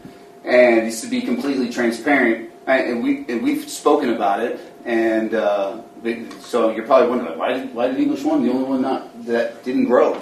And me and Miss Llewellyn spoke about that, and we had some students that were surprises, that showed growth all year, and for whatever reason didn't perform as well on test day. We talked about ECRs, which is an acronym for an essay, extended constructive response. So, they struggled with the prompts. And not so much the process of the writing, but understanding what the prompt was asking and being able to give that back to them. So the question is well, what are we doing about it? So, this whole thing is the data, but what are we doing about it? So I asked her, how are we going to fix that? And for one, we're starting ECRs way earlier. We started school way earlier, so we're starting ECRs way earlier. And we're breaking down the prompts so that we understand it, breaking down the vocabulary so we understand it, so that we understand what the prompt is asking us and we can give it what it's asking. So that when we come back next year, we're going to be blues all the way across. The thing is the big question that I asked is, how do we not have surprises next year? We don't want to be sitting here next year and be like, oh, these kids surprised us again. It didn't pass. How do we prevent that? And the biggest thing is just identifying them early and not taking anybody for granted. Like, hey, Cindy's no doubt, she's been getting B's and she's been showing growth, she's definitely going to pass. We got to identify and stay on these kids to make sure that there absolutely are no surprises next year. So I feel like we have a good plan. If you go class by class, just looking at English 1 and 2, like Dan was talking about the first Friday, and I think for us at the high school, it was absolutely productive. When we met in the afternoon, specifically with tested subject teachers, I felt like we left that meeting feeling like we have a product, like we have a plan. We didn't meet just to meet. And so you're going to see a lot of themes here with what we're doing, because we came as a consensus as a group. This is what we're doing. So this is our data, and then you'll see these are the skills that we're struggling on in each subject, and you'll see them all. And this is what we're doing to reteach and to address those skills and retest so that nobody's left. It's kind of like just setting the tone. Like, we're not going to stop teaching until everybody's learned. So, like looking at our English data from the unit tests in the first 9 weeks, like if you look at English 2, like that's what we want. That's the script is flipped. We want 68% to be on level. That's what we want. We want that across the board. Where more than 3/4 of our kids are walking in there on grade level. So that's we got to keep that going for the rest. English 1 still kind of where we still have more left behind than we have on grade level. Some of the challenges, like I said, the ECRs, the extended constructed responses, the SCRs, which is just the short responses, the time, and then a big theme with, and I'll talk about that here in a little bit, is all of them are saying that we're not getting kids to finish their work, and they have too many zeros, et cetera, et cetera. But what we're doing is going to be the same across the board. Sorry. No, go ahead. Ron. Go back to the English. So when you're talking off the previous slide where English 1 or English 2, are the English 1s off the previous slide the English 2 kids now? Yes, sir. Yes. Absolutely. How are they performing so strong now? That's a great question. And when I asked my English 2 teacher, Ms. Shaw, because me and Ms. Llewellyn both asked her, how did you get your kids to perform so well? She's good. Because Yeah. she's good. She is good. She's Well, but I very, mean, very good. Because you said a while ago that they got to the star or the test and there were surprises. I mean, how do we know it's not going to be another Surprise? Yeah. Exactly. Well, we don't want another surprise. So that's my for question. sure. So what, How do we what know? do you do? You said that you don't want no surprise. So what do you do throughout that time? I mean, do you pull them out and talk to them and say, hey, we don't want any surprises, so take it seriously, or what do you do? Absolutely. Like those kids, like I can probably name them right now. Those 5 or 6 kids that absolutely surprised. I know exactly who they are. And we talked to them back last year about hey, what was the deal? Why weren't you feeling it? Or why I was tired, or I kind of gave up. I got frustrated. A lot of them said I got frustrated, so I kind of gave up. But we've already talked to those kids from English 1 and told them, now they're going to have to retest. They're going to have to retest now in December. And that is a big key of it. When you realize after that freshman one, wait a minute, I've got to take 5 tests next year. It does. You see a maturity. I think of a kid, and I'm Sager, graduated last year. His freshman year, he failed them all. But by the time he started realizing there's no way out of this deal, they start growing up. Now, did they grow up that fast, Ron? I don't know. I see what you're saying. Like they just took in the spring and they're already here, so we need to make sure we're tracking that. English 2, which is Shaw. Mm-hmm. I don't care who the teacher is. No, but it makes if they're that well, bad on English 1, they can't even jump to the next level. It's going to make a big difference because of her expectation in the classroom. Because my kids have had them. And the communication that they have with parents. And then the challenges that they do, the books that they read, the papers that they write. And then if they don't do good, I'm probably going to get a message. And then they're going to go in the morning or after school. And she is hounding them until they're going to get it. I know that, but I could take Chemistry 1 till I'm blue in the face. And you could put me in Chemistry 2 with the greatest scientist teacher ever. And I think that's. I'm going to do the I same think thing I did in Chemistry 1. And I'm sure not going to do that in 9 weeks. But I do say this. I do believe this. Chemistry and math. Right. are different to me than English. No, I'm just saying. Like for me, you're right. Like I can't pass geometry today no more than I could in 19 whatever I went to high school. Comprehension. But English is English, And comprehension. and I do writing think is you can different. grow quicker. And this is just the first unit test. Right. Okay. This is one that data's from one. But if they have to retest in December, then they're. I mean, we'll know. They'll see a lot more than that. Yes. December's a right. Yeah. December's the retest. Yes, exactly. So the kids that didn't pass will be tested. But you're right. I mean, that makes you, like me and Ms. Llewellyn went right to her, like, what are you doing? Exactly. Because what are you doing? Because everybody needs to do that, Yeah. right? Yeah. And so, and of course, she told us that she gave them 2 days to test instead of 1. She did mini lessons. Obviously, like you said, and Ms. Shaw, she's a reteaching machine and on them, and she said that they just performed really well on this first unit test. So. We hope they perform this well on every unit test and then translate that to the STAR.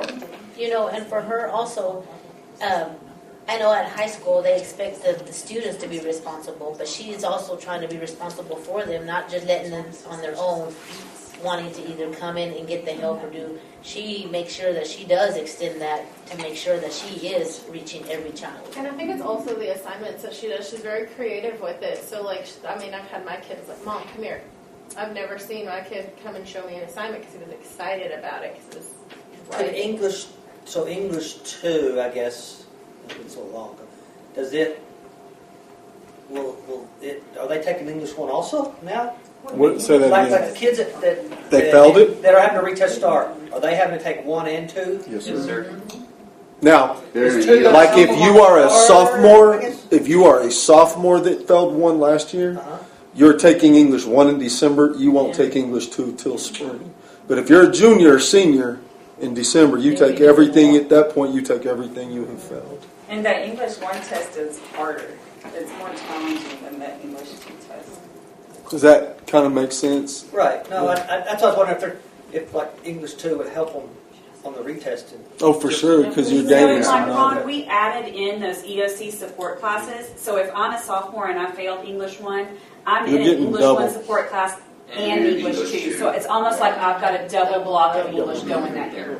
I guess I was sitting here thinking, but it's the math one that has the high 8th graders. Yes, So where we they're pulled got out. hurt in 8th grade because the high ones were at 9th, and kind of hurt in 9th grade because 8th graders.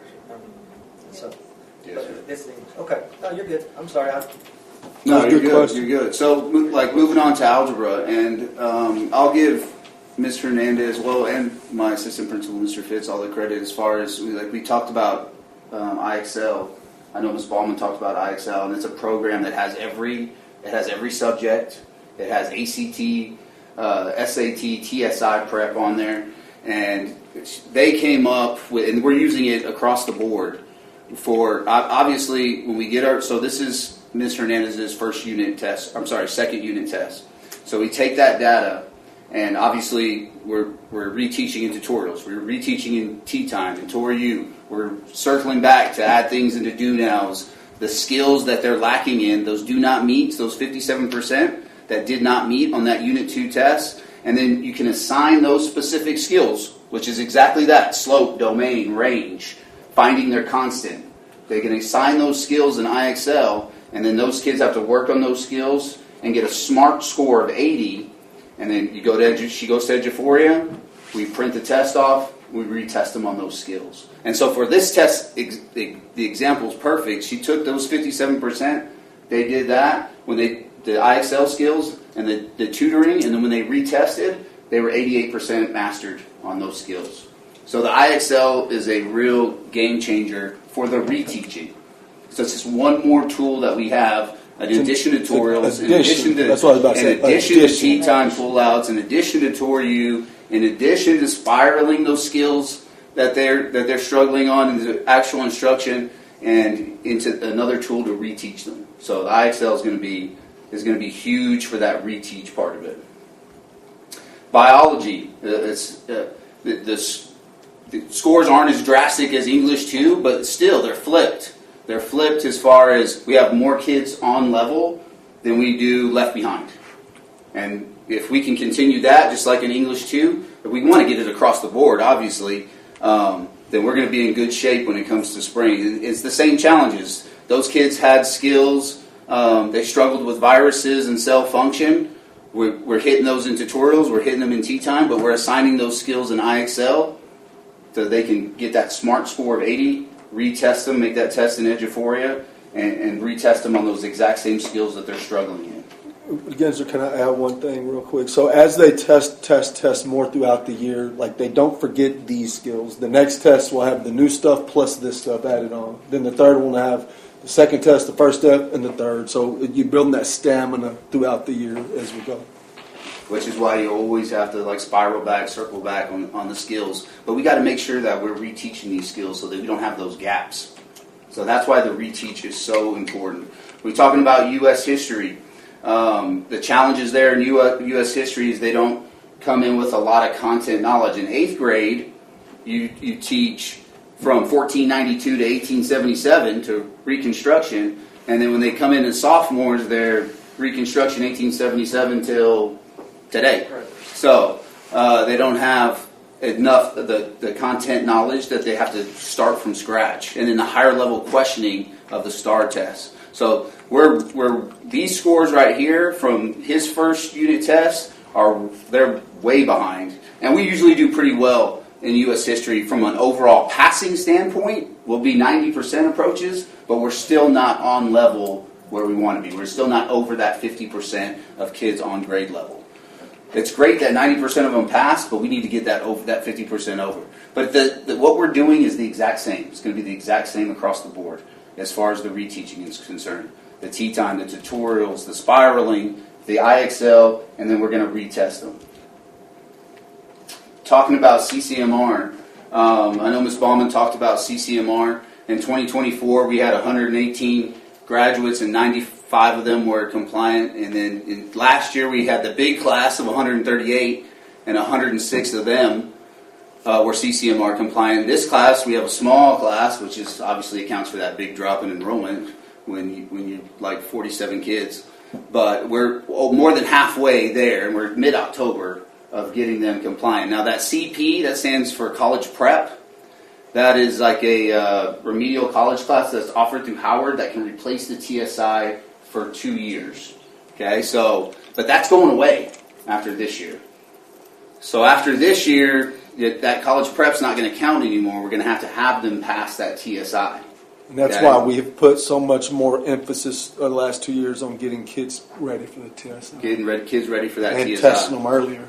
And so you notice that the college prep's not factored into this year. It still counts for this year, but we don't count it till we get to the end and make sure that they've passed that test. So that 59 doesn't even include the college prep. And then certificates, in 2024 we had 14, we had 41 last year, and we already have 23 this year, and we still have more certificates to give out. Tell us what certificates count towards CCMR. They're not up there if they don't count. That's what I'm saying. We have revamped everything, so we are only counting what counts anymore for CCMR. Right. No, I mean, like, what certificates? What certificates count? Like welding, I don't know the two up. What is it, DLS 1 and DLS 2 or something? So those two certificates, CNA. What's DLS? They're in welding. There's two weldings underneath welding. Yeah. And like CNA, phlebotomy, 911 dispatch, cosmetology, barber. Am I forgetting some? Ballman? I know there's more than that. We added the culinary ones that count. So if you, again, I've said, you go back a few years and we were just doing random things. Last year's the first year we switched it where everybody is offering what's on the list. The list is 2,000 things long. And at the end of this year, he'll meet with them again and we'll put the list because the list changes. And said, whatever you offer, it's got to be on this list. Yeah, they sunset some of That's why we're still, and y'all will see the benefits of it way after I'm gone because it's so delayed. But the goal from here out, and it was pulling teeth.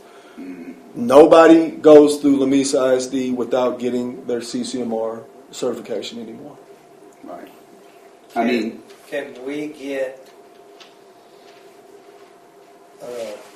guess for you, a breakdown or whatever of Which kids are this getting which year. certificates?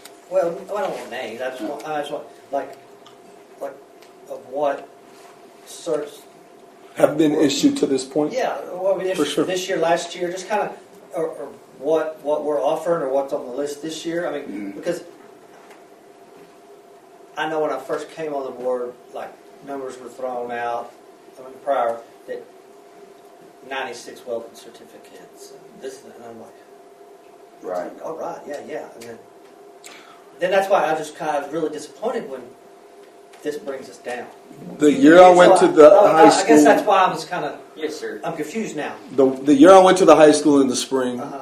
as a principal, I don't know what y'all were told here, but we issued zero. You know, and now, like I said, Matt Hogg's been a great help, but and zero in welding. And culinary was not offering one that was CCMR compliant. Cosmetology was not offering one that was CCMR compliant. And that's what I'm saying. We've slowly transitioned to where if it's not on TA sheet, we ain't doing it. Ron, we were doing welding certificates, but they weren't counting towards because we weren't following the. So they weren't lying. They just weren't these. They didn't count towards CCMR. Counted towards our CCMR. So you can get certificates, but if they're not on this for this coordinated set of activities, then it doesn't count towards our CMR. They don't help our accountability. Or Doesn't do anything except let them tell y'all they got 96 I certificates. can specifically think of one meeting, and that we had a superhero that was telling us how I remember 96. It's like awesome, man. Wow. But it just didn't. And I was just thinking with pumping them out every year like that. And then No. I guess that's why I was so just like, okay. But now it makes sense. Well, and that's also why to be a CTE teacher now is no different than being an English 1 teacher, an English 2 teacher, and that's hard for them to understand because they signed on to teach almost what I used to call a fancy elective, but it's not that. I mean, law enforcement with DORA, it all counts every bit as much as a STAR test does now, and like we're tracking them. I mean, we got a teacher we're concerned about, and if they don't perform, we've got to treat that just like we do a tested subject at this point. Yeah. It's made like our CTE classes just as important as our English, algebra, So as far as accountability. So say last year, could the 47 include,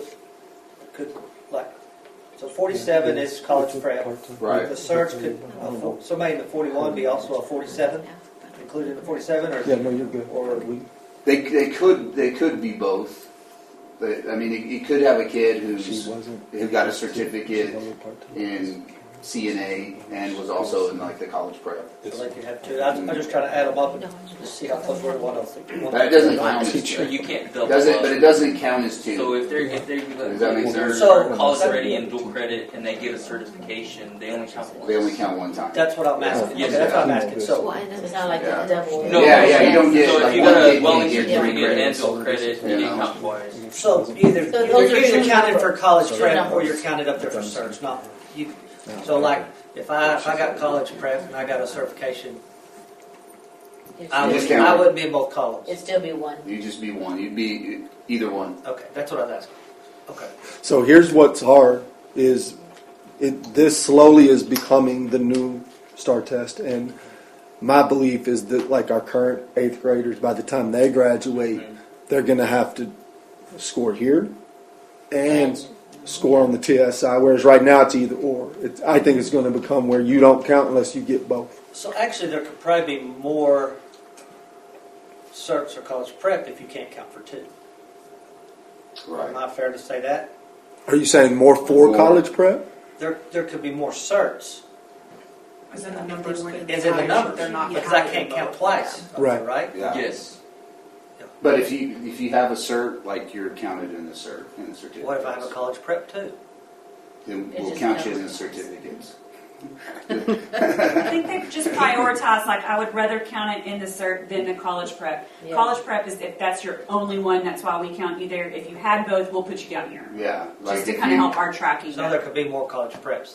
I mean, Yeah, there could be. There could be more college prep. There I mean, that's could why I be. say, what is, I guess that's my question. What is the? So he's what basically is the saying prep? he's saying you should show 47 college prep, that there could be 13 of those 47 that have a cert as well, so that cert can actually be 53 and or 62. Yeah. Right, yeah, but just reversed. College prep. So There search could be- is there could- priority, and then Yeah, and then college prep, there could be more college prep. Lamesa But college- used to make its living on college prep with some of these ladies' kids. oh yeah. There was a loophole that was kind of found where they knew if they got all these kids through it, they would get that box. That's why it's going away, because we weren't Like going the to the kids state that are figured that out. the kids that are like the college prep run are not not certificates. Does that make sense? Yeah. Does that make sense, Ron? Say it again. The kids that we have counted in the college prep, like they don't have a certificate in that number. But some of the ones in the certificate might have a college prep. That's what I'm asking. Yeah. That's what I'm asking. Yeah. Yeah. So we're not. Okay. Yes. So to get to as far as improving the CCMR plan, so like we're going to start testing TSI earlier, like 8th graders. Which we already have started. Yeah, We have already started doing Yeah. that to get them tested earlier. Yeah, I And know. then moving Algebra 2, it's like right now Algebra 2 is a junior level class, but moving it to 10th grade in order to help pass that TSI, because that TSI is heavy algebra, very heavy algebra. So if you're taking it, Algebra 1 as a freshman, and then Algebra 2 as a sophomore, you're just that much more likely to pass the algebra part of that, the math part of that TSI test, because a lot of times students struggle with the math part of it. Does that make sense?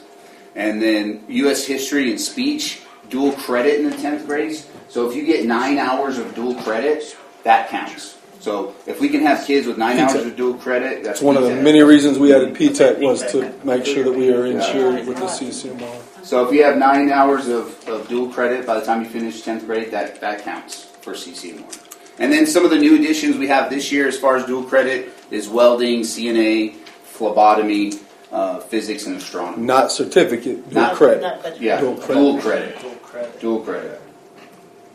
Okay, so how are we supporting staff? Like Bauman and Dan, we talked about the data meetings. We had that first Friday, which I thought was productive. The calibration walks that they were talking about with Teal, like coaching teachers. TIL means Texas Instructional Leadership.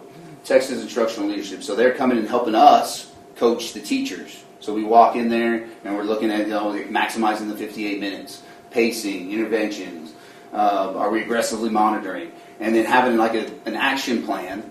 Like I'll give you an example. Like we went into a teacher's room, we identified actionable steps of cold calling and monitoring, and then we follow up with that teacher. We coach them up, and then we follow up. We go back in that room and to see the progress. And then when they master that, you We get get a a- new action step. we get a new It's action just, step. just like kids with their skills. New teacher mentoring. That's Miss Bauman. They do a lot of good new teacher mentoring. I only have one, and he's gotten better every time we've gone in there. He's good, but I'm biased because I used to coach him.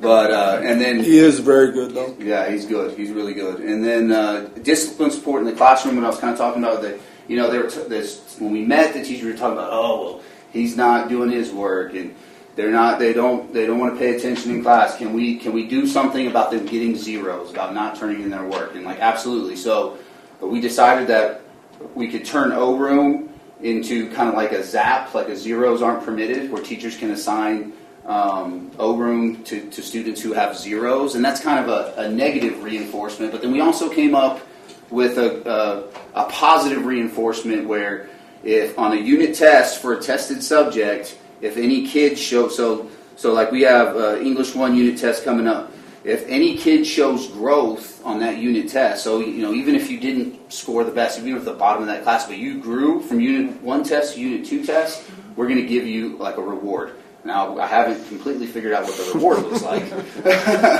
but there is going to be some sort of positive reinforcement. We're going to try to make a big deal out of it because we want to motivate them. We want to motivate them to get their work turned in. We want to motivate them to grow with their test scores. So, immediate focus, like I said, maximizing the 58 minutes. That's the biggest thing this year, start of this year, is maximizing that 58 minutes. Because without those Fridays, the class periods have gotten longer, 58 minutes, and we can't waste a single minute of it. So we can't think as teachers like, how do I fill the 58 minutes? We have to think, how do I maximize that 58 minutes? So going in there, the biggest priority is going in there and making sure they're pacing right. That we're not spending too much time on the bell ringer, too much time on the exit ticket, too much time on a worksheet. We don't want to fill time. We want the academic learning time to be absolutely maximized. And then the data-driven reteach plans, like I was talking about, we have our unit tests. We're identifying the skills that need to be retaught. We're teaching those in tutorials and tea time and TourU. We're assigning it in IXL. We're reteaching it and we're retesting it. And then we're going to keep teaching those same skills as we progress throughout the curriculum. And coaching teachers, I talked about that as far as the TIL. We're just going to continue to coach teachers up so that they do the best work that they can do. And then celebrating early wins. We celebrated 11 kids, those 11 TSIs that I showed you for this year. Those are 11 kids that just recently passed the TSI, so we gave them a little cookie and punch party that the cafeteria staff put together for them. You guys have any questions for me? Do y'all do the calibration walks in the CTE programs as well? One of the teachers he mentioned is a CTE teacher. One of the ones that he was talking about has done better with his coaching. Yeah, that first year teacher, he teaches medical terminology. So, and he's brand new, so that's why we picked him as one of our focal teachers. So, but then we've also focused in like on algebra. We talked about math. Like algebra is a big one that we're focusing on because we need to get those math scores. Do you do that during tea time as well? The calibration walks? Or do you do like walkthroughs or anything? Oh, walkthroughs. Yeah, walkthroughs we do during tea time, but like the calibration walks with Teal are focused primarily in the instructional time. Any other questions? All right. Thank you, Gensler. A while ago, I can't remember what you were talking about, but somebody asked for a number, and you know it. So I will come into that. Which number? 12. I remember being 12. It was early August. You did good. That was good. Informative. Thank you. All right, Christy. Appreciate you. I'll remember it when I land. Can I not just say ditto? I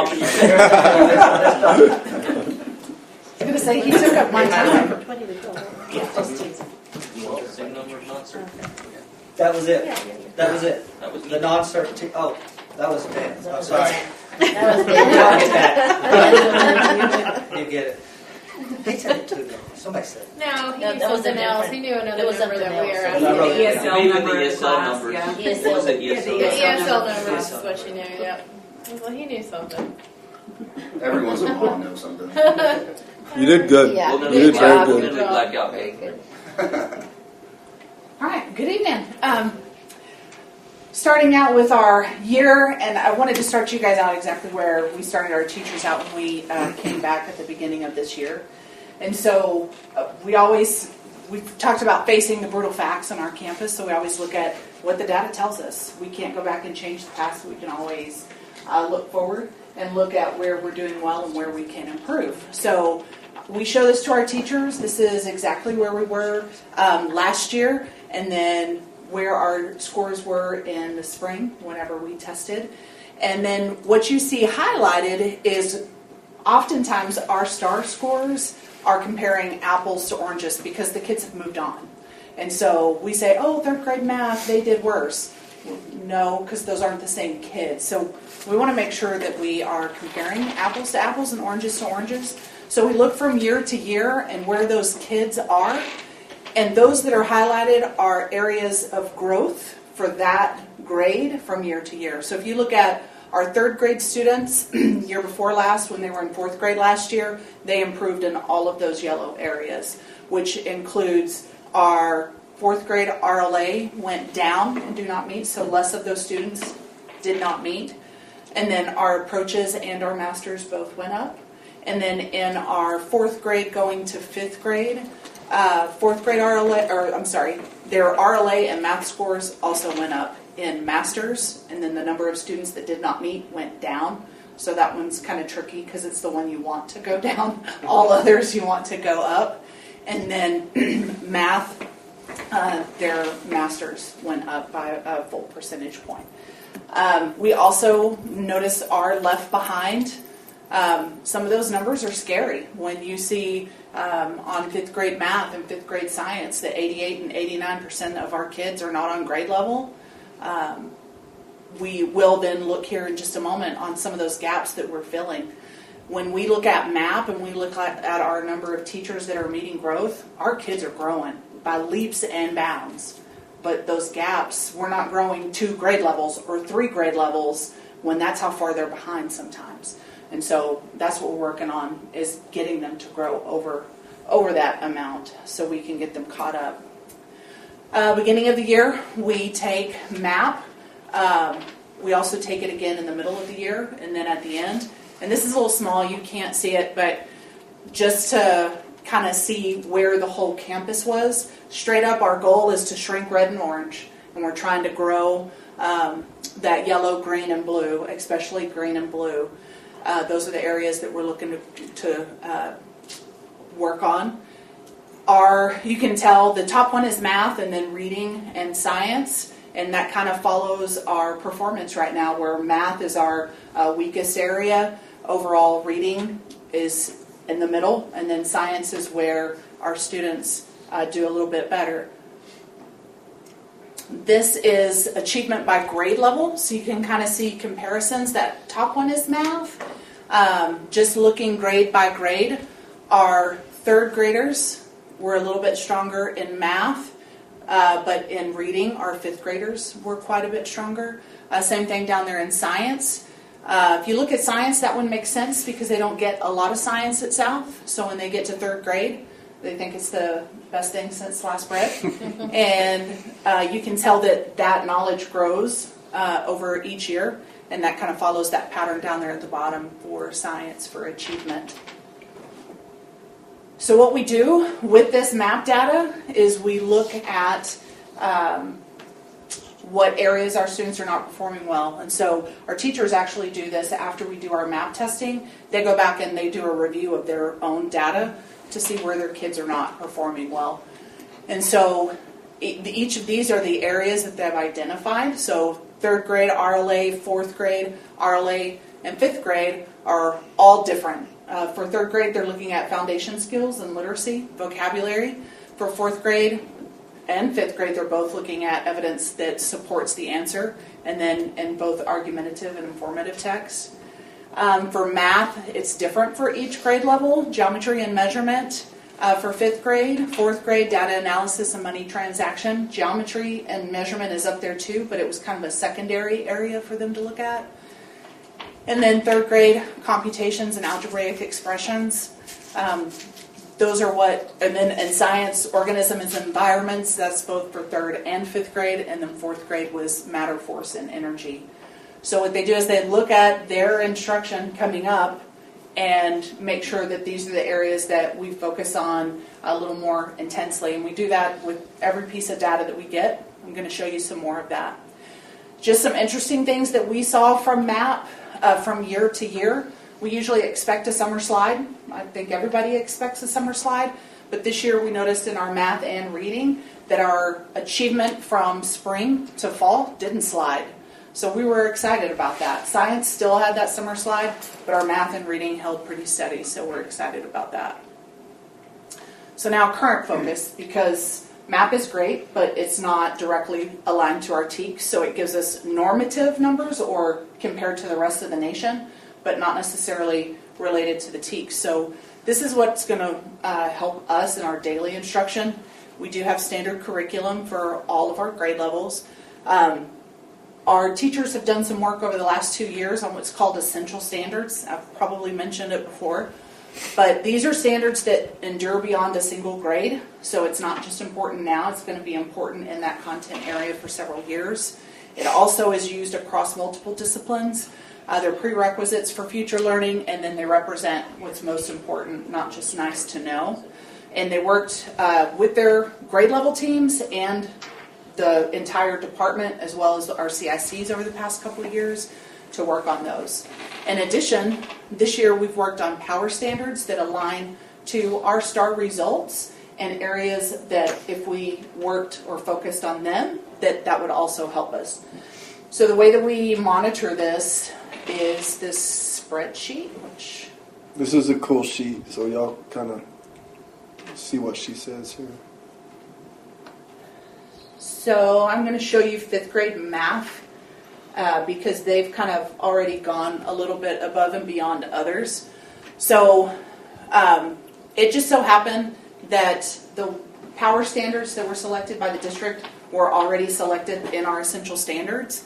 So that's what is shown here. And so for every assessment that they do, we track those essential standards. Also, this is set up where they can click right here and it tells you what the standard is. So if anybody wants to know, standard 2B for 5th grade math is compare and order 2 decimals to the thousandths and represent comparisons using greater than, less than, and equal to. So when they gave their assessment, our students scored 74.9% on that, which we're looking to have 100% of our kids get 80 to 85% to consider that mastery. So we're looking at this. When you see this long line of numbers here, this is another example. Mr. Ginzer already spoke about IXL, and at the last board meeting I brought our 5th grade team because they were the first that had a group that had mastered one of their essential standards. This has been the work since then. So kind of like that 21st second, what is it after you get the celebration? This is exactly what they did and have continued to do. These building blocks are building blocks. These IXL lessons are building blocks to the essential standard, and it shows their progression. Once they master one, then they move on to the next. So they actually will go in and with math and RLA, they tell specifically during our when time which lesson they're going to work on. So math would give a sheet to all of the classes, reading and science as well, that says when you're working in math today, you're going to work on U5Q. And so the students would go to that lesson and they would work on that and work towards mastery. RLA is doing the same thing, and we're working in science as well now that we have that. But then they go in, and you can see here that when they started, they had 89%. They've hit 78%, 62%. This 30% is mastery of that same one. It's 30% because not all students have worked up to take that one yet. So it's a little low right now. He put an asterisk there because he knew I was going to ask, why is that one so low? It says that we're not done yet.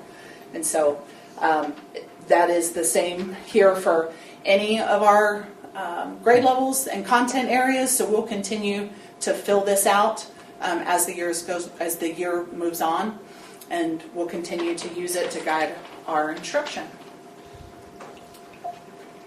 Other things that we're doing, we just completed our F&P leveling, which is figuring out what level our students are reading at in each and every grade.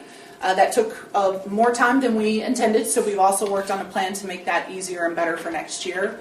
But it wasn't enough to just know where they are. We got to know where we need to take them. And so you can see the data there in 3rd grade.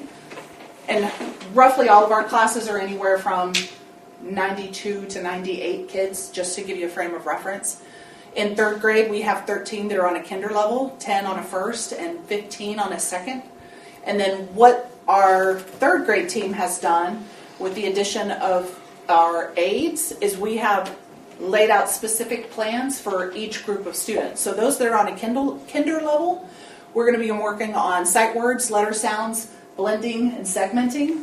And then for ours that are on 1st grade levels, sight words, fluency, multisyllabic words. And then those that are on 2nd grade level, so just one below, we're working on guided reading and getting that going. So go ahead, Ron. So that's what I was going to wait till you finish. But you talked about a while ago about some kids were behind. They've improved, but they're still behind the grade level 2. So closing the gap. So if we've got kids in 3rd grade that are at a kindergarten level, why are they not in 2nd grade at least? I mean, I guess my question would be, are we having retention issues either as a school district, or are we having parents that say, no, I'm not holding my kid back? Is it due to absences, or is it tardiness where the kids are showing up late and missing critical subjects or areas, and missing that deal, too many I mean, Mixture of Yes. all of the above. You know, we've retained more in the last couple years than we have. Here's one thing that, as a superintendent, like if I've had a couple of principals not in this room come to me at the end of the year and say, "Hey, I want to retain Ron Mann." My question is, well, how many times have you met with Ron and his parents? None. Well, you ain't retaining him. You know, if y'all do the paperwork and the documentation, retain them all you want. That's the rule here. You want to speak on any of that at all? I think it's really just a combination, and I think it also affected us when we were doing the competency-based or the standard-based grading, and so I'm not sure that we were real confident in what. Does that make sense, what she just said? If you'll remember, for the last 3 years, South has not really counted grades. I think it's going to be really hard to catch kids up on kindergarten level and then on first grade level. They're going to struggle their whole education and be miserable and drop out as the first chance they get. And second grade is the grade that you would. And the second grade is so important. I hear it. I can hear the echoes for 25 years now. I mean, but if it's something that y'all need us to look at in the future and for support of, like, say, no, if they're this far behind as a board, we'll pass a deal saying, Was that you? Support you. That told me the story the other day? I mean, I don't know. I'm going to need more context. No. Listen to this. This is relevant. It's Mississippi. Tell them this, though. So Mississippi passed over exactly what you're saying, and they went from like one of the lowest reading schools in the state because they were high poverty. Now they've gone to like number 1 or 2 in the state because they don't let you pass 3rd grade until you can read on a 3rd grade level, because that's where they found, like, if you don't get on a 3rd grade level, you're never going to get caught up. So you'll have people say, well, what if they, what if they're the 3rd year of their 3rd grade? And they're like, at that point, they're going to get them to where they need to be because their parents have realized, what can we do to help, because your kid's not going to pass 3rd grade until they're reading on a 3rd grade level. Unless they're special, unless there's different things that go into it. But as a normal child, if you have not passed, if you're not reading that 3rd grade, goes to your point. The first year he did it, they tried to run him out of town. Yeah. And suddenly it took 2 years for them to start seeing those reading levels go up. That's when the parents started getting on board. So you asked, would it take some support? Absolutely it would. And some of these kids have been held back before, and you can't hold them back because they're going to be too old. Does that make sense? I've always been very I'd rather hold them back at first, kindergarten, first, second, third, and I will say this. We held our son. We held our son a whole year. He graduated at 19. Because boys mature a little later. But I would be for doing something. Maybe not that extreme, but something similar. But are we having those conversations already with the parents? Or are our teachers there? Are we talking? Yes. Now we're way better now than we were a few years ago. Yes. Our retention rate in 1st grade used to be higher than the state average because we were holding on to that.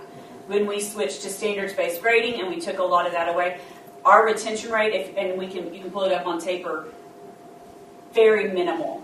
And there's 2 schools of thought, because a lot of researchers say you don't need to retain because that has negative consequences. But to me, if you can't read, that's even more. And so it's finding that balance. But until we had, and I don't want to steal some of Dr. Starr's stuff, but that's one of the things we're working on at South is getting grades that actually match up. Yes. That's one of the things we ran into this year. And you see you've got a kid that can't read and they've got a 98. It has consequences. Short term for school, but not catching them and getting them education and getting them going has life. But just like you said, if you catch them in 2nd grade, they're not even gonna, instead of doing it in 3rd grade or 4th grade, 5th. I can understand that. They should have been caught. Right, that's what I'm saying. But first and second. That's like the deal of what do you call it? The consistency. And, the turnover. And That's why Dr. Starr's in the room. Yes, that's what I'm saying. I mean, Because we had to make changes down Yes, there because it was yes. not getting the job done. yes. No, that's, let's say it's a 5-7 year plan at any campus. It has to be.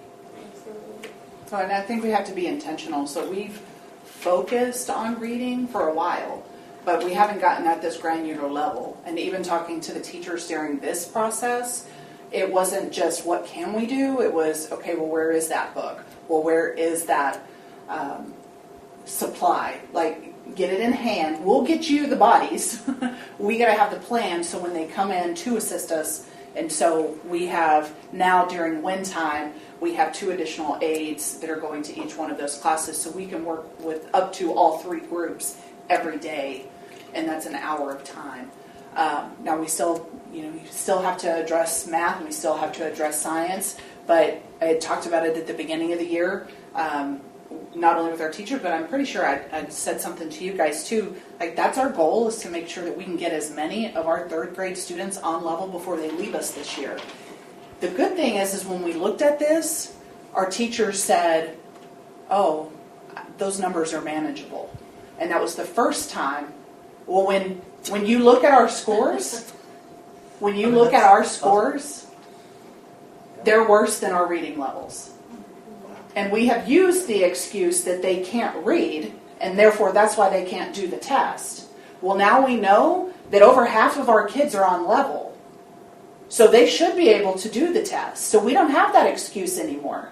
Our kids, the majority, that number is way too high, but more than half can read. So we can't give them that excuse anymore. They should be doing better on tests, period. Have we looked back at 5th grade and see what they were when they came in at 3rd grade? As far as their F&P levels? We were not leveling then. No. We quit leveling during COVID. Well, whatever. I mean, I can't speak for the rest, but if a parent, if the kid needs to be held, the parent. I mean, I know they said we'll take them somewhere else. Try to. Yeah, exactly. Right. From this chair, for me, it's always been about, can you show me what you did to help the kid? Can you show me what you did to communicate with the parent? And I think they'll all attest. If they show it to me, green light, do what you got to do. The thing I've seen though, I've seen here though, the parent avoids it a lot of times. Oh yeah. It's how you present I've seen it. It's a hide and seek game, and then when it comes time to it, the parent will say, I didn't take it. Well, the principal has 42 emails or calls trying to get a hold of them. Right. Yes. I mean, I know that. I mean, but and you've probably done it too. But it is. There are some that are saying they do, but yeah, I'd be for more retention, and I just don't know how much there is either. So I would too. Not a lot. But there's not enough. Don't be afraid, because I think it hurts them long term. And but to make sure.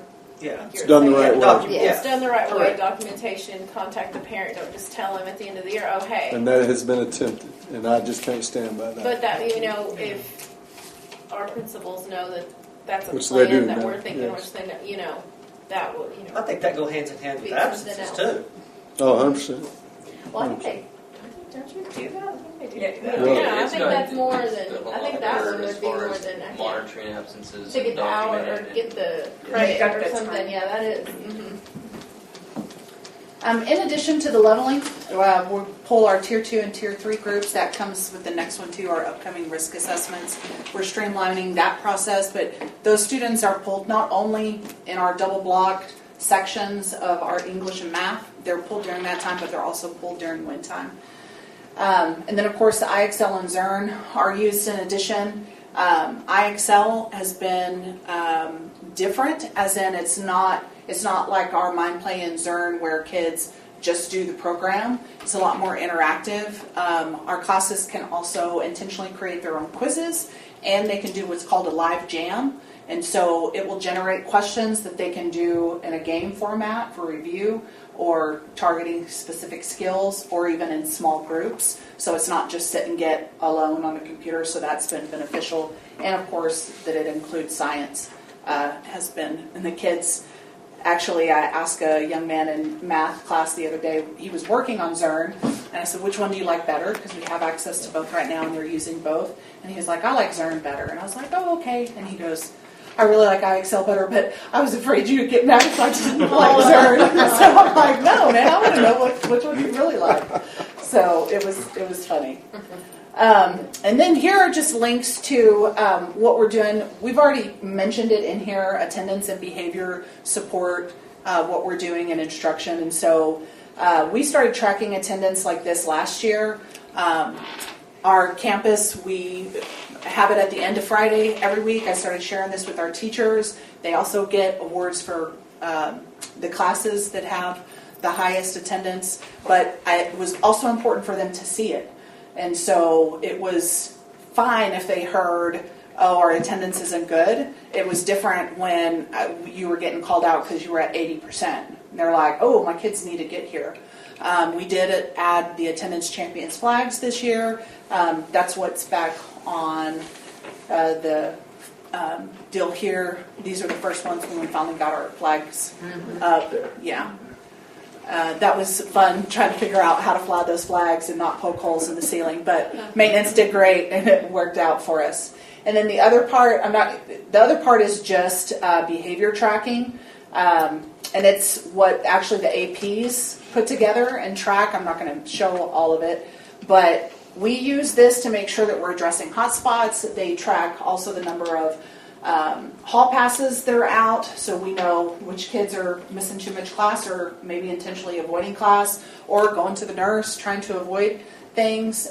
Same thing if it is hurting instruction, whether they're a distraction in the class, or even the flip side of that, if they're being removed from class, that's going to affect the instruction that they're receiving. So we want to track and pay attention to and address those concerns as well. So Are there names on the other ones, or is it just numbers? Do you know? Like if you were to click. There's teachers' names. Yeah, so Okay. I just want to say This it is is what there. Us APs, we go through once a month, so we go over this tracker.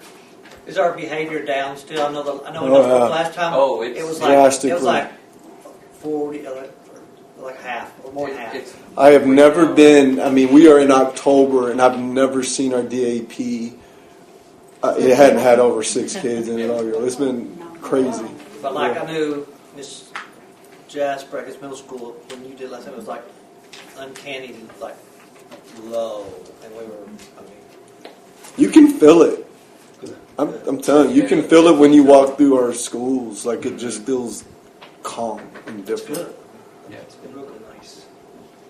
And that's the end for North Elementary. Do you guys have any questions for me? Good job. I'm impressed with y'all's attendance. I mean, that's 94.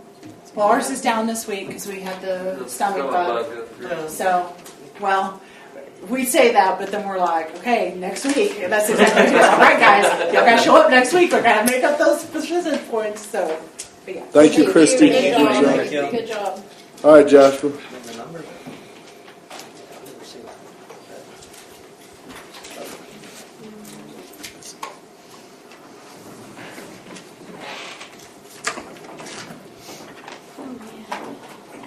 Mine's a little different than all of yours, okay? I'm just going to tell y'all what we did on our first Friday, and then that's going to outline our year for us, okay? So we did a data dig, and our teachers, they've had them in the past, but they haven't been real deep dive data digs, so that's where we went with ours. And so when we did our PDs, we had also some mini sessions. And so we worked with them also on accommodations, and we also worked on classroom management, because classroom management honestly is the foundation for the learning. And so we had the behavior specialist come out, and she talked about working with kids in general, but also those kids that are a little more energetic, in the classroom, how to deal with those so that you're not allowing it to impede the learning of others. And so she taught them a lot of really good skills and gave them a lot of good tips and modeling for the teachers. So that was really interesting to see. And then we worked with them on the special education side of looking at how they're accommodating students and working with them on how they could do those things differently, or if they had questions or not sure how to do it, we worked with that. So when we started our data dig, I gave them this sheet, and it basically has about 5 questions. And so I wanted them to fill it out just by the top of their head, so we were going to take that and then we were going to come back to it. So we asked them, which essential standards have they ensured that students have mastered? So what do they know that the students for sure know without a doubt? So they listed them in here. And then what evidence do they have to support that? How do you know that they've mastered that? And so they listed the things that they've had there, and then we needed to get specific. So what are some names of the students that have not mastered certain skills, and what supports are they going to need? And then what additional supports do we need to provide them? And then also asking, how are we going to challenge our kids that are mastering the skills, because we can't just leave them where they're at. So then we came here, and this was what we were doing for that time. So we looked at STAR data and MAP data, and if they had unit assessments, we looked at some of those. And then we talked about the different levels, the do not meets. Like, we're not even going to look at approaches this year. If they get approaches, it's a do not meet, so don't look at it. And then meets and masters. And then what we did is we pulled up their STAR test and broke it down by the student learning standards, and we color-coded.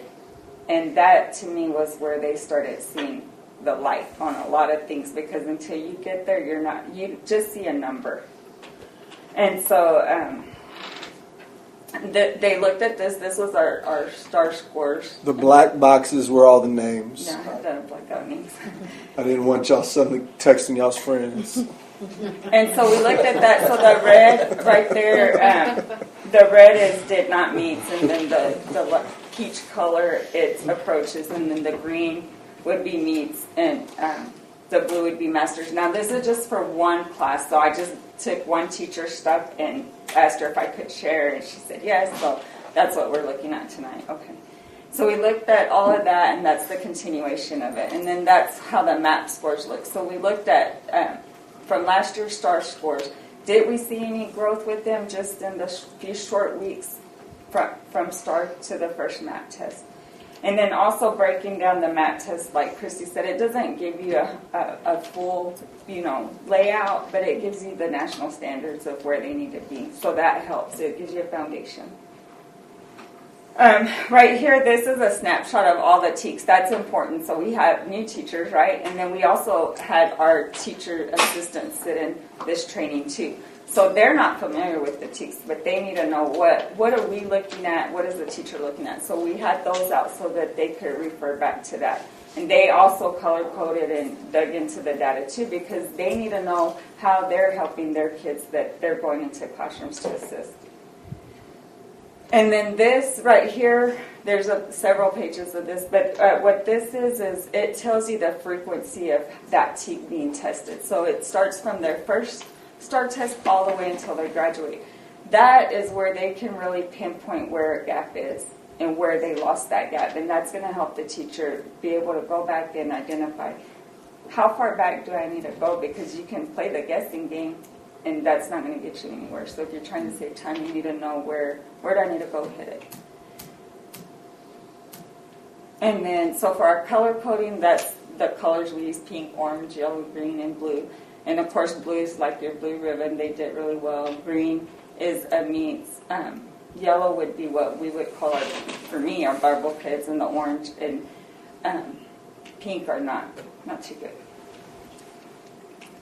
And then this is just them working, and you can tell it was pretty, like they're in it. And so you see our TAs in there, they're in it too. And that's all of them. I just wanted y'all to see everybody working. So again, that's the colors.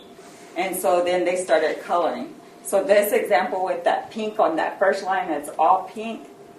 My question was, why is that skill all pink? Well, that was one of the field test questions that they gave. So it wasn't something that was typically hit a lot.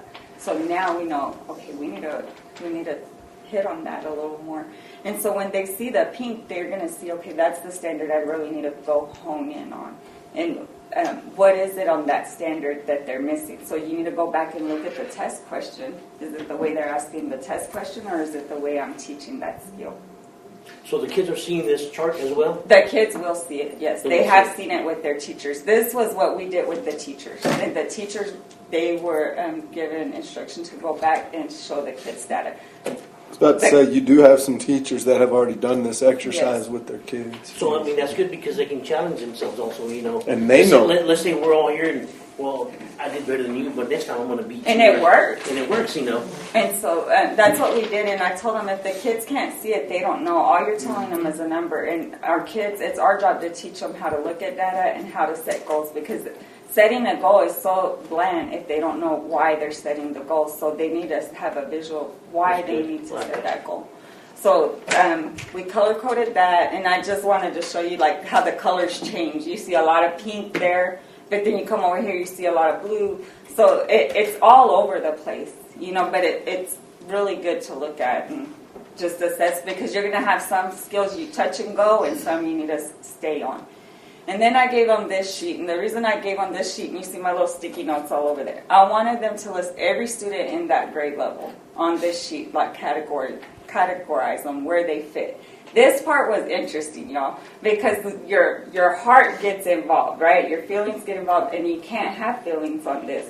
And so I told them, you need to place them exactly where the data is, not where you, oh, I see this, you know. No, you can't do that. It has to be what the proof. Where are they? So when we did that, you know, of course, we're going to have several, you know, in the red, and again, it's blued out because there were names on that. And then the intervention for your kids that, you know, you really need to have your small groups with, because you already know the red, you have to hone in on them. Those are going to be more where you're working individually and having more setup times. The intervention, that's going to be through your small group. And then the bubble kids also with small group. And then what we've done with a lot of our bubble kids is like we have Miss Stevens, for example. She's a phenomenal math teacher. Well, she's working with our bubble kids that are in the advanced math classes. So we know that she has whatever it takes to get them to masters, because that's where we want them to be. So we're taking skills and applying students where they're going to get the best service, the best bang for their buck during that time. And then also we've had communication with the students. Like I tell them, you're the customer. And I always tell them, when you go to McDonald's and you order a burger and you want bacon on your burger, you pay $4 for bacon, right? If they give you your burger and there's no bacon, are you just going to sit there and be like, No, you're going to go tell them, hey, where's my bacon? I said, it's the same thing with your education. If you don't understand, you've got to ask. It's like getting the bacon, because you're paying for it. They're paying for their education. By taxes, their parents are paying, so we need to service them that way. And I think having that mentality, it helps. And then after we did all the data, they had this sheet, and this sheet asked a lot of questions, and I have old eyes and I can't see, so I'm going to look at this. So they had to answer, like, based on the data, list the student strength as a whole. Like, is that grade level, what is the whole group's strengths? And then they also listed their weaknesses, and then we talked about what trends and patterns or interesting finds did they see, and then which students can achieve success in a whole group, which ones need more small group instruction. And so this just really had them thinking. It was just to help them think so that they could set goals for their classroom. And like one of the interesting things this teacher wrote is she put students are strong at dividing unit fractions and whole numbers. They're also strong at generating numerical patterns when given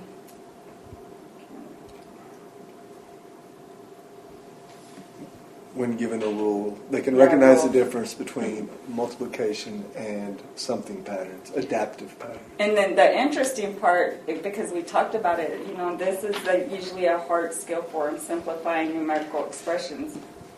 And hold on, no, that's not right. It says division and fractions. It's in that first box.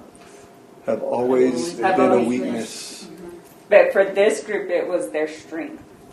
And so, you know, so let's say that they never did a data dig, right? And this teacher assumes, well, they've always struggled with this, so she's just hitting it. She's not picking up where they're lacking. Mm-hmm. So this just kind of opened their eyes to more things. And then I have teacher comments that you can see that where they just came and made comments. I thought that was interesting because it showed me they really took it in.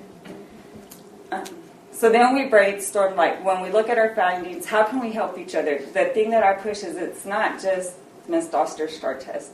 It's not just Ms. Vasquez's math test, or Ms. Bryan's science test. We all got to work together. So how can we do that? Because the curriculum, it can flow into the next one. So having that cross-curriculum, what can we do as a team, a grade level team to get our kids where we need to be, but also what can we do as a campus? Because we all have skin in the game. That's what I've been saying all year. What are our TAs going to do? So we set goals to what we were going to do, individual goals, teacher goals, and our campus goals. And so I gave them the smart sheet, and this is what we used to fill out goals. That was just a sample I gave them. And then I requested that they pull 3 of the lowest standards and create a goal and an action plan for those standards. That's the first things we're going to hit. And so this was one that was filled out. And so that's her goal. So now when I go in there, I can ask her, well, how are we doing on our goal? Can you show me the evidence? Show me what we've been doing to meet this goal. And then these were some ideas that they came up with, like we need to offer more engaging opportunities for learning and create real-world experiences for our kids. Some of our kids don't have the experiences that others have, so how can we create those experiences for them in the classroom? You got to get creative. And then we talked about having words of the week for each day of the week, have a content word like science, math, social studies, English, and use that word all across the board, even through announcements or, today our word is, photosynthesis. And then also teach our students how to evaluate their data and create goals and track their data. And meet with grade level teachers to incorporate the opportunities for the cross-curricular activities. And then we talked about, our higher level kids being peer mentors and doing tutorials. The kids, because that also challenges those kids because they have to think different to help a student who's struggling. And then, of course, positive praise, feedback, and reinforcement. Kids need that. And even the small wins, like we talked about a student on his math test, he had 1% growth. Well, that's 1% better than what he did the last time. And then this is just like a learning report. The teachers can use stuff like this. I used to use tools like this when I taught. You can kind of check it as you go when you're teaching that standard. We talked about how those could help, but the beauty of this thing is it already has your I will, we will statements. And I was like, guys, y'all don't have to work harder, you work smarter and use these. And so I just gave them a lot of different little tools to take. This was a data tracker that they can use every time they take an assessment. They can do challenges with each grade period. And kids like to see that on the walls and stuff. And then this is a data tracker where we gave them and they're tracking their data. And so I just gave them different varieties. They could choose what they want. But then this one I really like because as a class they could set a goal for that class period together. So then they're not only creating an individual goal, they're creating competition within the whole grade level. And then also having the students track their own data here. And so here's some that have been filled out. And so they set they talk about it, and the kids will come in and say, oh, look where we're at. But if you see, like, from the masters, from the first time to the second time, it grew, and it even grew the third time. And so that's what you want to see. But then we saw it dip down. And so she knows, I need to ask myself, why is there that dip?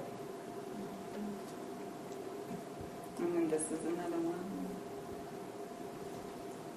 And then also, like, Ms. Doster, these are some of her kids. She went in and she took their MAP scores from the end of the year last year and then this current year. And she's had a lot of kids grow, but they set goals for themselves. And she talked about the colors, on the MAP scores and all of that. And then we gave them, like, this is something that they could hang up in their classroom for their goal to remind students, hey, this is our goal. Because if kids see it, they're gonna want it a little more. And they also like prizes too. And so these are some of the student data trackers that I just went and took pictures of so that they're doing it and it makes them accountable for their work too. And then this is a student intervention tracking form that we had given them. So when they're working with small groups or anytime they do a tutorial one-on-one, they can track this because it also shows us where we're meeting our House bill requirements for the 14, 16, or whatever it is now. And then we had teacher talk, and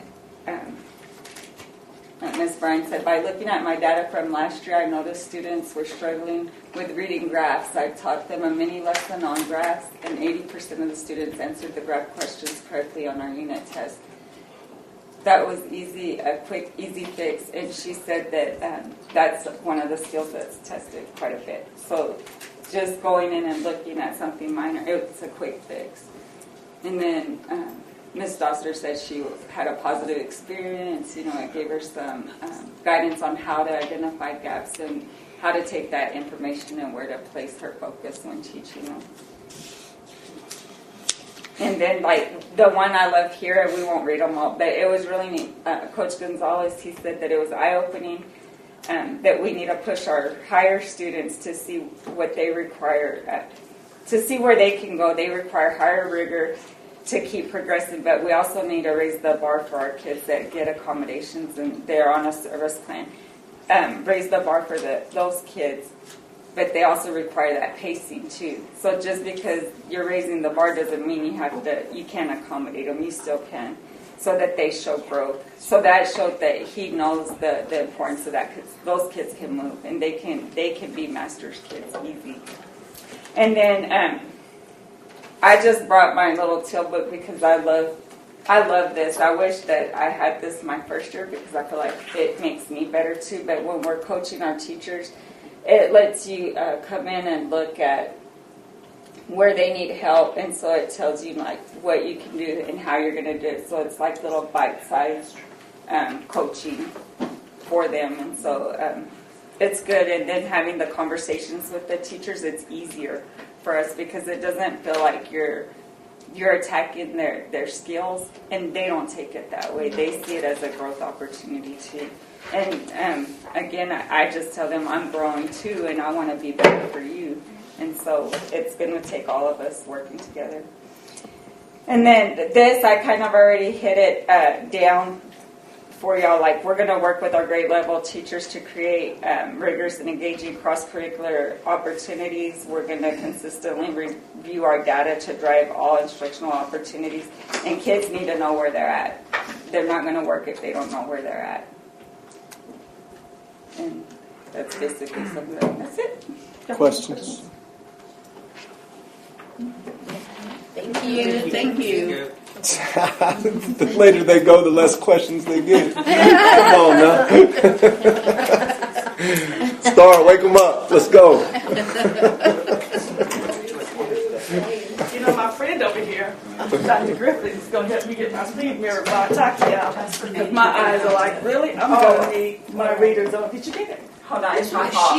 It's my fault. I was wondering why mine wasn't showing up. I'm like, here, play with this while I talk. See, she's a good teammate. We harass each other on a day-to-day basis. We try. And we do a good job with harassing it. Okay, good. Okay, so what you're going to see once I get my laptop back and she's going to get me straight, we have a theme to our PowerPoint presentation today because everything we do at South is intentional and purposeful. And since this is a farming community, y'all understand what tilling the ground means? We're having to till the ground. When we first got here, it was a matter of, what did you say? What did you say? Do you want it on presentation? Yep. Uh-huh.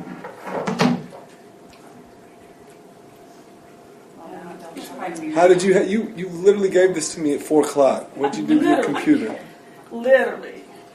But my friend, she's going to help me. Oh, you go. Come on. Get your readers, girl. I don't need my readers. I need to buy some readers. I need to buy some readers. Come on, Rich, while I'm talking. Please and thank you. I sure appreciate it. We had it up and running. Now, so it's all purposeful. Everything's intentional. We're going to talk about, we're going to use the spaceship Apollo 13.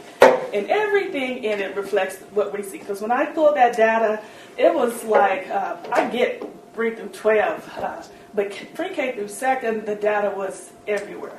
So if you remember Apollo 13, remember that oxygen tank kind of exploded and causing gas, oxygen leak. That's us. That's South. We exploded. And when the Mission Control Center work with the crew to have find, solutions, that's our central office. Because we absolutely work with them. Like literally, I swear I probably stopped Jamie's phone because I'm constantly like, hey, I got an idea. And I promise you, every time I've had an idea, she has not said no yet, so keep that in mind.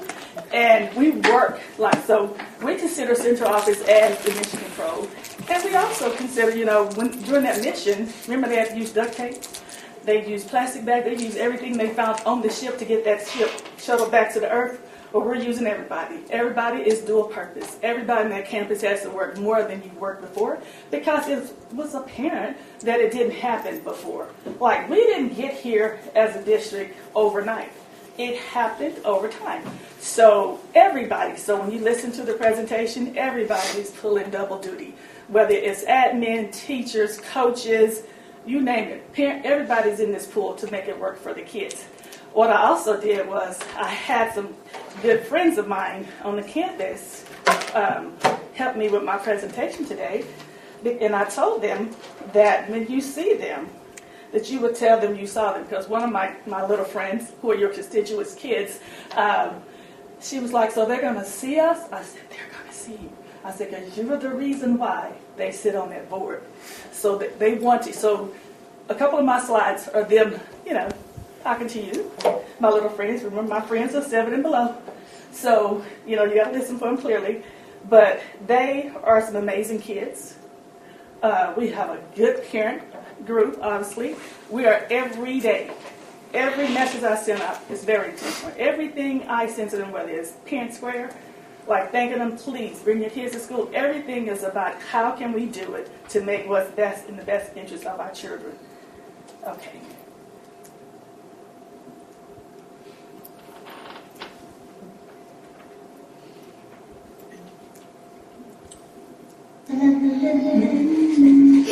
Hello, board members.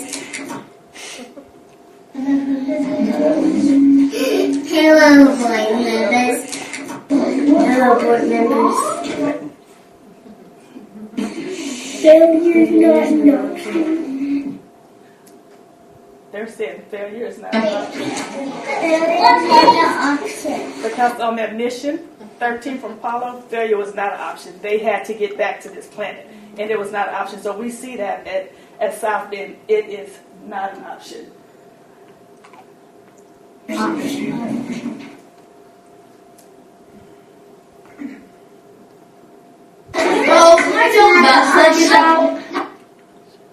I told them, y'all bear with them. I told them, I said, they are going to hear you, and when you see them, I want you to tell them that you saw them and heard them. This is Mrs. I know, right? This is Mrs. Why am I confused? And it is not. So that is our running theme for the entire year. It is not, for the next 3 years, it is not an option. There is no other place to go but to succeed in this plan. Some of the things we're going to talk about today are like the reading levels. We had to go back to Function for now. Those are some things like in the previous presentations they told you guys they had cut it out during COVID. Big mistake, because then we lost sight of where those kids were. Huge, huge mistake. It also created gaps in reading. Like I heard one board member say, well, how is it they can't read and we expect them to do so many other things? Great point to be made, because if they can't read, they can't really do math well. They can't really do social studies and science well. They're not moving forward progressively. So we're going to talk about what that looks like. And you, board member, you are the NASA center. Because Houston, or let me say, we definitely have a problem. This is what we discovered when we did leveling. These are the 4 teachers. This is first grade, but we're going to go through every last one of them. For teacher number 1, 86% of her kids, and this is first grade, are not on grade level. Teacher number 2, 78%. 3, 78%. 4, 82%. You only had about 17 kids in the entire first grade that was actually on grade level or above. 17 kids. We have roughly anywhere from 90 to 100 kids per grade level. Like first grade has 95. So if you do the math, that's a lot of kids that are below grade level, right? when you get to second grade, in teacher number one's class, only 7 of those 17 kids are kinder level. Like they're sitting in second grade, getting ready to go over to North, but they're at a kindergarten level in reading. 6 of them are first grade level. Again, that's a large percentage. 76% of your kids are not on grade level. Teacher number 2, out of her 22 kids, 7 of them are reading on a kinder level. She is expected to teach them on second grade level, which is what we do and what we want to do. Our new Blue Bonnet, everything is lining up with teaching on the grade level. But you got 7 of them sitting in kinder, 6 of them sitting at first grade, but you're in second grade, which puts her at about 59% below. No one is where we want you to be. Teacher number 3, 6 of her 18 kids, that's like 1/3 of your class is reading like a kinder. Another 1/3 of her class is reading at the first grade level. So at least in her class, it looks like an even distribution, but not necessarily because 66% is still below. So it's evenly distributed, so only 34% is on level, but still very, very low. Our 4th teacher, because that's a large class. That is a large grade level to have 5 teachers. 8 of her 19, that's almost half of your second grade students in your class are reading on kinder level. But we're expecting them to function as second graders. 5 of those 19 are first grade level, which puts you at 68% not where they need to be. The 5th teacher, 5 of his 17 is on kinder. 7 of the 17 are on first. And then only that puts you about 30% that can actually read on that level. So that's the hard truth when it comes to leveling. It really identifies for you where these kids are functioning at the very moment. This is the map data that we did at the beginning of the year. This is our second grade teacher, one of our second grade teachers. If you're looking at that data for reading and math, you only have about, 30% in reading that's on grade level. Those categories, the red one is do not meet, the second one is approaching, you're still not meeting, that's not passing. You're only passing when you get to meets and masters, period. That's 8 kids in her class that can read on the level or above. For math, similar. Do not meets column for each of these slides are going to be in red. Approaches 11, you're still failing. Meets, 2 kids, 0 for masters. So you got 2 kids on the grade level for math, right? That's why I said the house is burning down.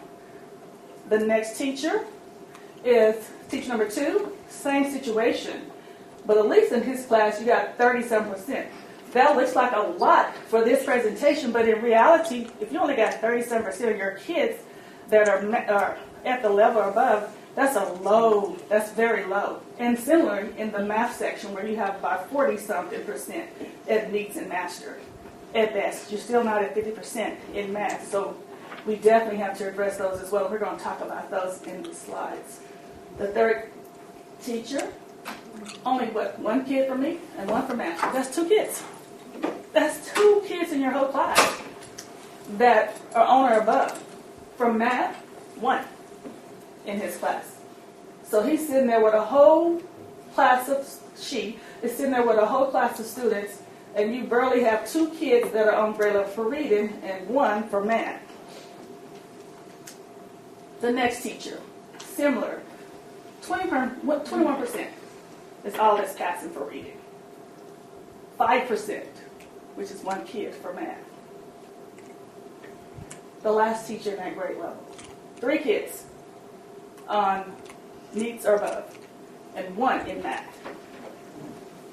We have in first grade, they're a little different because they have different categories. Now, second grade, you can look at them as projections for STAR. When you get to first grade, they have 5 categories. Did not meet, approaches, high approaches, meets, and then master. So they throw another category in there, but it still means if you didn't meet or master, you're still failing. So they have different categories, but you're technically still failing.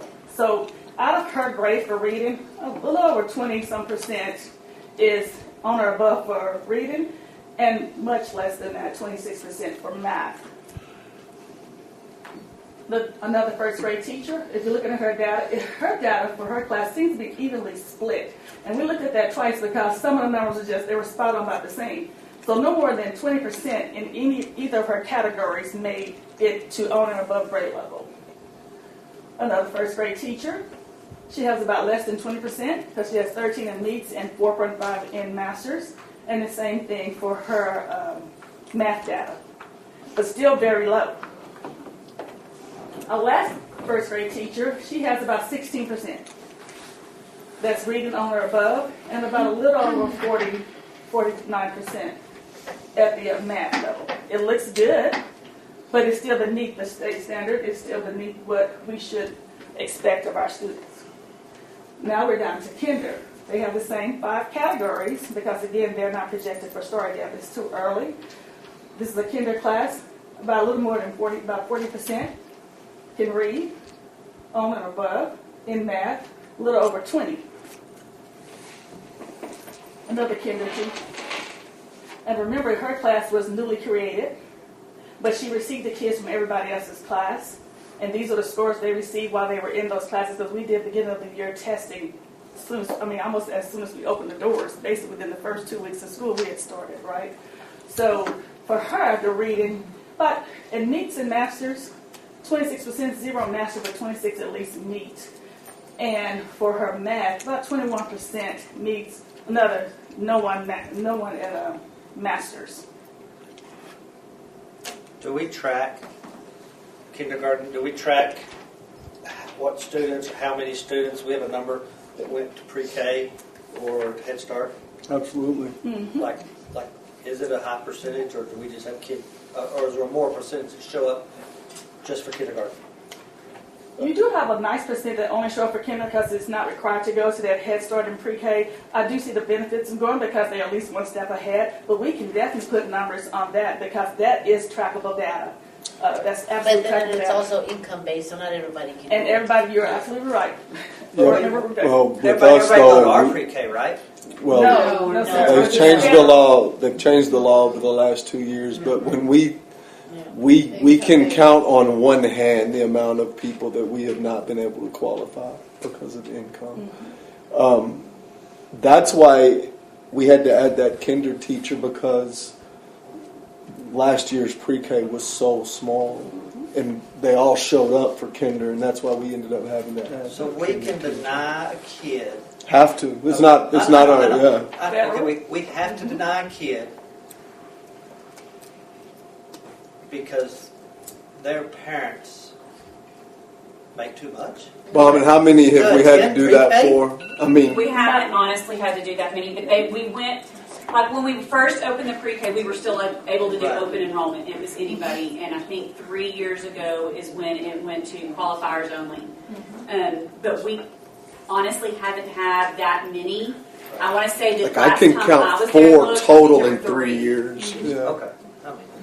We Because do there's so many everything we different ways can to qualify them. I mean, it's not. If it's law or whatever, it's normal. But we so, do. So what's the percentage that go to pre-K Head Start or our pre-K? I don't think What do Pre-K you Head think? Start has a 4-year-old program anymore. I don't know. I'll It's check just it, a but I three-year-old. know. It's just 3-year-old, yeah. I And know even then, it's just this income year, based, for sure. at the end of the year, they'll give us their numbers so we kind of know what to expect for pre-K. And when we got the numbers this year, I was like, this is like used to we could It was count like on 40, 60 to 70. 42-ish We got kids. 42. It was low. And so I called Christine, and they have such small groups right now. Right. So I don't know if people just aren't going, or because if we had known we were going to get this many that weren't in our pre-K, we would have been, because we weren't anticipating having. We only had 4 or 5 last year, and they were smaller. We had to add that. But Head Start hadn't had what they used So to. I would say the Head Start is pretty low. When they come to our pre-K, I think it's usually plus 25, plus 30. Back in the day, that was really about plus 8 to kindergarten, but like this year, it was more like plus 25, plus 30 when they came to kindergarten. It was the I just biggest wonder, like, jump I've seen number-wise, from who- pre-K to if kindergarten. we could Like how many see- of them are first time when they Right, get to yeah, kindergarten? like they're in the red or Yeah. the first time we can definitely. Like never been to school yet. Pre-K to kinder. Yeah. At the most. Do what? Oh, when we were tracking the data, we were looking at it between pre-K to kinder. It was typically plus 10 to 12. This year was that plus 25 to Yeah. 30. This never happened from pre-K to kinder. But like those 7 and 2 and the 4 and 4, the 9 and 8 kids in the math and English, are those ones that they walked in the front doors of the school and that's the first time they were in school? It is possible. You know, you also will have kids whose parents teach well at home, you know, because I probably was one of those who was like, let's get about the business because you're an educator. Right. But for the most part, you're going to have people, just normal, everyday people, whose kid maybe didn't go to daycare where you have some learning programs, or maybe didn't go to the Head Start program that's here in town, and this was their first experience. You know, coming to school was our pre-K program, and now you have stipulations for the pre-K program to where we did have one that didn't qualify, and no matter how she cut it, they made too much money for it. So what if you're one of those people and you didn't send your kid over to daycare, then we'll see you as a kinder. And that's a hard fact. So when I look at kinder data or pre-K data, you know, I see pre-K in a minute as well, it's disheartening that we wish the federal government would say it's open for everybody. But you know that program was created because some people, the wealthy, had money for daycare, and their kids were getting a step ahead of the rest. So creating a program to allow people who didn't have money was a win. It was a win, but then, you know, you kind of cut out some people in the back. But I can see in the big city because there are other places they can go. Yes. But in this But in size Lamesa, town, it's not. There used to be, but there's not now. I agree. In the larger areas, I've had large and small districts. There were plenty of daycares that had academic programs and private schools for 4 and 3-year-olds. So it really wasn't an issue. Right. And probably, but this size community, if you don't hit it, let's say your husband made just one too much, right. You know, you can miss it, and then your kids are sitting out for a year. Same thing, Miss Gonzalez. 3 kids, basically, on and above for reading, 5 for math. And it does explain to me when I heard the data last month, as well as the data today from my colleagues, I could see after reading all of mine, and then I hear about theirs and look at theirs, I can see how it is disheartening to see. Ms. Sprayberry, the last teacher in that kinder group, about maybe 30% for reading that meets or above, and equally amount for her math. So there's a lot to see when it comes to, and I'm looking forward to seeing the data after the stuff I showed you guys today for the middle and the end. Now this is pre-K. This is that program, you know, this is your first time to come into school, and so the expectations were just that this is probably going to be 70% of the people's first time being in a school environment, which is why in pre-K we have so many crying kids and kids that want to spat or hit or fight because they probably never gone to Sunday school where they have to sit down or go to school where they have to behave. Like some of these things, I used to tell my parents all the time, take them to Sunday school at least. If you can't get in the program, can they at least go to Sunday school where they can sit and know that you have to sit and pay attention, right? That's free. But sometimes they arrive in your front doorstep and they have not done any socialization. So I'm really grateful that we have aides, which is required by federal for them to have 2 people in no matter what. You know, the numbers are the numbers. But it was necessary. It's necessary because sometimes you're going to have more of a struggle with behaviors and emotional outbreaks while they're trying to learn all these skills. Now, for the pre-K and all the data sheets for pre-K, they're a little different from what you saw for the STAR anticipated and the second graders, everybody else. Theirs is basically talking about naming numbers, naming letters, being able to do rapid vocabulary, shapes. So they have a whole different curriculum, but it's necessary for their growth. So when you look at this spreadsheet, you may see some zeros in there. That's because they haven't tested that. And this is going to be tested for the middle. So you may not have data in every slot. Some people tested it because it was optional. Others did not. But that's okay because it wasn't required, first of all, but for the middle one, it's going to be required. So as they get to that in their program, you'll see more and more numbers on that screen. But the numbers, you know, are relative to what you would look for, like student on track for writing, early writing skills. Well, that could be anything from holding your pen or pencil correctly to how you trace the letters. So they had 100% in some categories, right? So it depends on the actual skill for pre-K. It's not going to be all of the reading. And that's the first pre-K. This is the second pre-K. So most of their numbers are consistent in those categories because they're just now teaching the letter, or they're just now teaching the number or the sound, and they have to go over it so often. And I'm in and out of those pre-K rooms a lot because since they're at the beginning of the foundation, I completely expect for you to be teaching every day. As a matter of fact, we went over to the high school where Mr. Gensler was for pep rally. Everybody went because it was homecoming. And when we got back to the campus, typically what people think is, oh, it's a free day. It was not a free day in South. I intentionally went in the classroom. I want to see, is everybody still teaching after we went to that wonderful pep rally to cheer on the boys? And pre-K was one of the groups I went in. We took a nap. I said, your nap is only for an hour.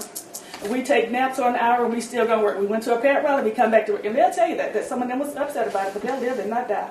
But we was expecting, if we're going to do something fun, I expect for you to come back and let's get it even harder. So they felt like the pre-K babies, and they have very little time and space, needed to nap a little longer. No, the teachers wanted a break, and I was over that too. So we was learning on that day. Now, the hard work has had to take place, and that's why that slide is in here, because it tells you, well, the boarding said, which I can agree with him 100%. The only time success comes before work is in the dictionary, because the work had to happen, and the work is ongoing. So it's not so much as we did one thing and we're going to stop. We have to do several things and continue to do those several things over and over again. For us, it's the process of being intentional, and they hear it every time we talk. When we talk about internalizing your lesson and creating your small groups and your pullouts, you have to be very purposeful and intentional when you are doing it. Otherwise, you're not turning around the school. This is our team, and I told them I was going to shout them out tonight because those two ladies on the end, which you guys probably know, like Miss Simpson, she's been here forever. Y'all all know her or should know her. Sandy Martinez, oh yeah. They were about the business of leveling every student in that building. We needed hard facts because we kept hearing our kids were going to North and didn't know how to read. And I'm like, that's not possible. What are we doing? So they had to do that business. We have Jean Hernandez. You guys heard her name mentioned earlier. Love her. Counselor. Does a lot of things on campus, but she also helped us when it came to gradebook. Let's pull in the reports. Let's see where these kids were. She were able to track them. So it took a lot of people on the team to sit back and say, okay, let's look through every piece of this data, every piece, whatever we can do to make this work is what we're going to do. Our response to intervention was our RTI, our small groups, and our pullouts, our centers. We had to be very intentional with those. We have, and we are grateful that you have placed TAs. I'm going to say that 1,000 times in those classes. You know why? Because they have a job. Remember I told you everybody has an extra job? Everybody has an extra job at the school. We were glad to have them, and so we did a training the first of the year, telling them all the things they were going to do. And we thought they got it. Well, with any good thing, you have to repeat yourself over and over again. Because it's one thing to tell me I'm going to be a TA, but in their mind, it could have meant one thing. But in our minds, we thought something that's purposeful down the line, right? So we had to do intentional training. We had to talk to them about what are your daily tasks? When do you arrive? When do you leave? What are you doing in that time spent? Are you doing classroom management? We expect a lot of them to help the teacher, support the teacher, support the instruction report, pull kids back, look at the data and say, okay, let's see. These kids have a problem with sight words. So the TAs are required to pull kids just like the teacher to support the overall program in the classroom. Whether it means at lunchtime, they do cover the lunch for their kids and while the teachers eat, and then they take theirs. But they're still, part of the solution. Even for the afternoons, giving assessments, talking with their teachers, giving feedback to students. We did a training at the beginning of the year, but we also did one on October the 3rd. And so this paper that you see in my hand is because we went over every detail of what you're going to be doing, all of the expectations, and they had an opportunity to sign it at the back saying, I acknowledge, I know I'm not in that room to be a spectator. I'm in that room to help these kids. And it's because of them they're in that room, because I don't believe y'all had this many TAs the prior year, but their duties and their responsibilities are mirroring what we're asking of our teachers, like be intentional about what you're doing. We are constantly going in the classroom, we monitor, we do a checklist, we're like, okay, so for TAs, people typically thought they're supposed to be in there cutting out stuff and getting backpacks ready. That may be one of your jobs, but that's not your job at a center. At a center, I expect for you not to just cut out sight words, but I expect for you holding up sight words. Let's have a conversation about these sight words. Can you read these words? Can you put these together in a sentence? Things like that. So it went from being I'm an extra babysitter in the class, which is probably what they thought, because I bet you when they thought to be a TA, they weren't thinking I'm going to be pulling groups back. And that's why I think there was a disconnect in what they were thinking as opposed to what we were thinking. So the training happened at the first of the year. The training happened again in between that. And then we had a detailed training on the third. And then I had a Region 17 representative come out, Elder, some of you guys may know her. She came out and she went freely through the classes. When I met with her, I said, I want you to, I didn't go in with her because you see me, you thinking, I got to get it. This is a stranger. You don't know who she's coming to see, right? She could have been in there to see the teacher. She walked through, she made her report, and then she and I are meeting Tuesday so we can go over her report because she's then coming back and doing more training. So with our TAs, with that extra expenditure, it was a blessing for our kids because they need the extra support. These kids were so low on the math and reading that the extra supports were necessary. If I had a wish list, I would have said add them to second grade because you saw how low those second grade students were. I would have thought add a TA to second grade because what we do is do push-ins for second grade right now. So that means they don't really have a TA. And I think maybe the thought process were they're the big kids, and they are, but they're also low. So I would have thought, okay, I would have added to them because they definitely are struggling because we only have push-ins for them. We use every possible person in that building. Like if you're at, let's say your kids are at specials and we have the TAs must go to specials with the children. We have a librarian pushing into second grade. We have, not the librarian, she's a TA. She works in the library. She pushes in for us. And another TA, we have 2 TAs that push in for second grade, but they don't have somebody consistent throughout the day. So you may borrow her for this amount of time, and then you get her. But it's not, you have a schedule, but it's not every day. So that group, that with all those failures, probably would have definitely put somebody in that class. These ladies, as I mentioned before, leveled them. We trained everybody, and I told you the kinder will get leveled in December because that's about when you would, because when they come in, you don't expect them to be reading. You do expect some type, by December, some sight words, some recognition for reading, your beginning steps. We talked to our teams, and we talked about the children. We did risk meetings. These are the things we did to make sure that after the leveling took place, we then have to say, okay, are you tier 1, 2, or 3? Tier 1, everybody, like this would be my classroom, you're tier 1. Tier 2, struggle a bit, but can do. Tier 3 were hardcore, right? They definitely needed the intervention one-on-one. So that's what we were doing in these meetings. Once we got the information back, then we had to have meetings about, hey, we have leveled y'all, we have tiered you, now what? And so with all the activities that we do with them to ensure that they're successful, that's what we did. Even with the feedback, one of the things we did with these classes when we brought them in, these teachers, is we looked at their schedule. They had to all submit a detailed schedule. It's one thing to have a master schedule where you say reading, advanced science, and social studies. It's another thing to say, tell me exactly what you do all day and exactly who you're impacting. So we took their individual detailed schedule and pulled the fluff out. I'm like, yeah, so it's the kinder class, and you got a 15-minute break for the bathroom? No, you have a bathroom in your classroom. Let's draw a line for that. We need that time back for RTI. So we did things like that with these grade levels to ensure that we're making the best use of our TAs. The TA's duty to spend 15 minutes to look at a bathroom break was absurd to everybody in the room. So we had those conversations in that room. We also had conversations about, hey, when you're looking at grades, somebody mentioned it earlier, and I wanted to say, yeah, we looked at that too. The grades, teachers were giving the students A's and B's. Our kids were receiving A's and B's, and their parents saw that, and the average parent would say, my kid has an A, so there is no need. Your kid has an A and your kid is failing, as you guys saw, for their reading level. There was no correlation. There is no way I could convince a parent that I need your help to motivate your kid if I'm sending home a report card to say, you have an A, you have A's, you have B's. So we had to take the fluff out of that. One of the things we did while we was in that meeting, we called Officer Bowman's office again. And we felt like, well, at least I'm like, there is no way that we should be giving out report cards with A's and B's and the kids can't read. We need to go back in there and realign what we're producing for parents so that they'll know my kid is not successful in reading.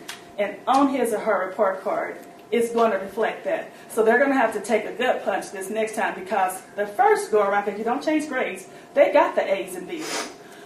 The next go around, it's going to be reflective of what you actually know, because I need your help to help your kids, and I need for you to know that. We also had goals day. Another thing we talked about both of these teams, whether it was first or second grade. We had a goals day on October the 3rd, which means now I'm going to sit down with each parent and I need to tell you exactly where your kid is. So they had to share the data from the leveling, from the maps, what you guys saw for reading and math, because the report card was showing your kid is great. But those serious meetings at those goal meetings told them, okay, it wasn't that great.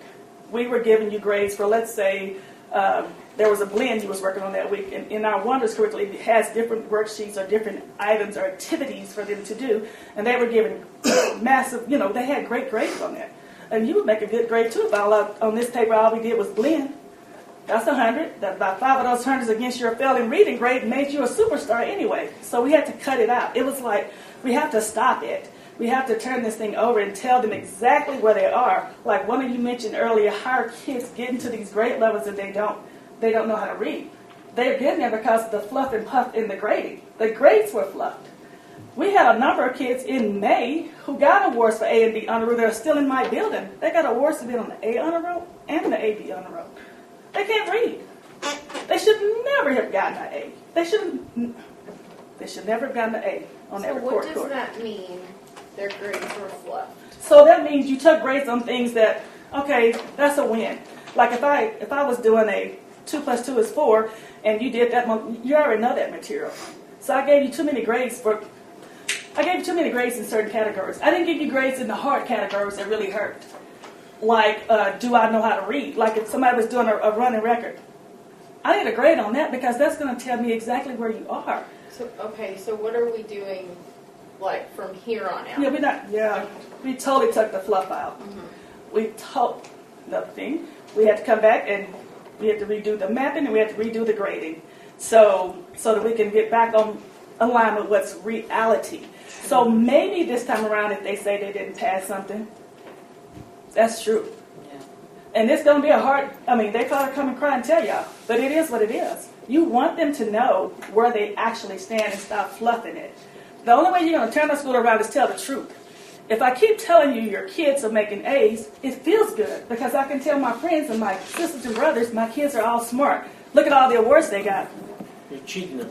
You're cheating them. So you got to stop cheating them. You got to just tell them this is the fact. So when we take the fluff out, does that mean, okay, so we're going to maybe get with Griffin to see how we're going to align the second graders to go into the third grade, or maybe how are they able to have fluff if you're knowing the curriculum that you're teaching? Mm-hmm. So what are we doing curriculum-wise? What do I think, April? What is and we've talked about this quite a bit. I think that we're still in the process of getting our teachers comfortable with making the kids uncomfortable, because if I'm teaching y'all and y'all don't know what I'm talking about, our teachers, their habit has been to dumb it down so that you do. Well, and now we're trying to keep the expectation here and to make sure they're being taught at grade level. And I know it's not going to be the easiest on our teachers and staff either, because they don't wake up every day hoping for failure or hoping how are we going to make ourselves look good. Mm-hmm. So I'm hoping that the team that we have in place will physically go in and coach. Mm-hmm. And so I think that's one thing that we need to make sure now more than ever that maybe next time we're presenting, which you probably won't do all in one night. Next time that we're presenting, maybe we can see like an actual plan as far as, okay, this is what happened with the fluff. Now I'm excited to see next time that we're here what it's going to look like without the fluff. That is correct. And the parents are going to see the same thing because that fluff is gone. Right. And it's funny you mentioned getting recruits. I tell you, when Dave and Dan hired me back in the spring, one of the first people that I met with was Dr. Griffin, because we talked about different. I'm like, so what is it you see? what is it we can do as our campus? We don't get a grade. And I think that's why people were able to just do whatever, because they didn't connect themselves to the data that Mama then presented last month, because they don't see themselves in that picture. Which Their is kids one are of not the there. reasons I've told y'all we've kicked around moving at least third grade over to South so that there is a connection. I've been saying that for a while, but with the enrollment dropping, I'm not going to lie, just last week we were counting rooms to see about moving everybody over there. I agree with that. I think that would be the best way that our Because if the LPs South teachers are looking That at needs to be the a person serious that they're hard planning talk going forward. Because there's What's that really from? That needs to be a serious to hard join. Yes, I agree. Because there's option really going forward with our numbers. right. Especially if the numbers continue Because they to don't drop. test. They don't You know, test, so don't they test. become So disconnected. it's- and then it's even easier to not know the direction you're going in if the proper, walkthroughs or team that's in place that's not making sure that our teachers are getting everything they need to help them succeed because they're babies. But we also So it's believe hard. if I'm a That's true. first grade teacher and I got to walk down the hallway and see that third grade teacher, I'm going to be a lot more responsible with what I'm doing. 100%, and then they'll let the principals be Well, I more go back- hands-on. I go back to that night when the auditor, you said, we just start Overstaffed. acting like quit acting like we're a 2,000 enrollment district and we're 1,400. So that's my deal. I mean, Ms. Ballin, she's out south. There's 700. Yeah, when I first came here, we were 2,000 people in the district. 90 staff. Yeah. I mean, I remember those days. No, we counted the rooms Unreal. last week Yeah. just to see if we did this, what would it look 20, like. 22, 20. How many extra rooms did we have? 17? 17. 17 extra rooms.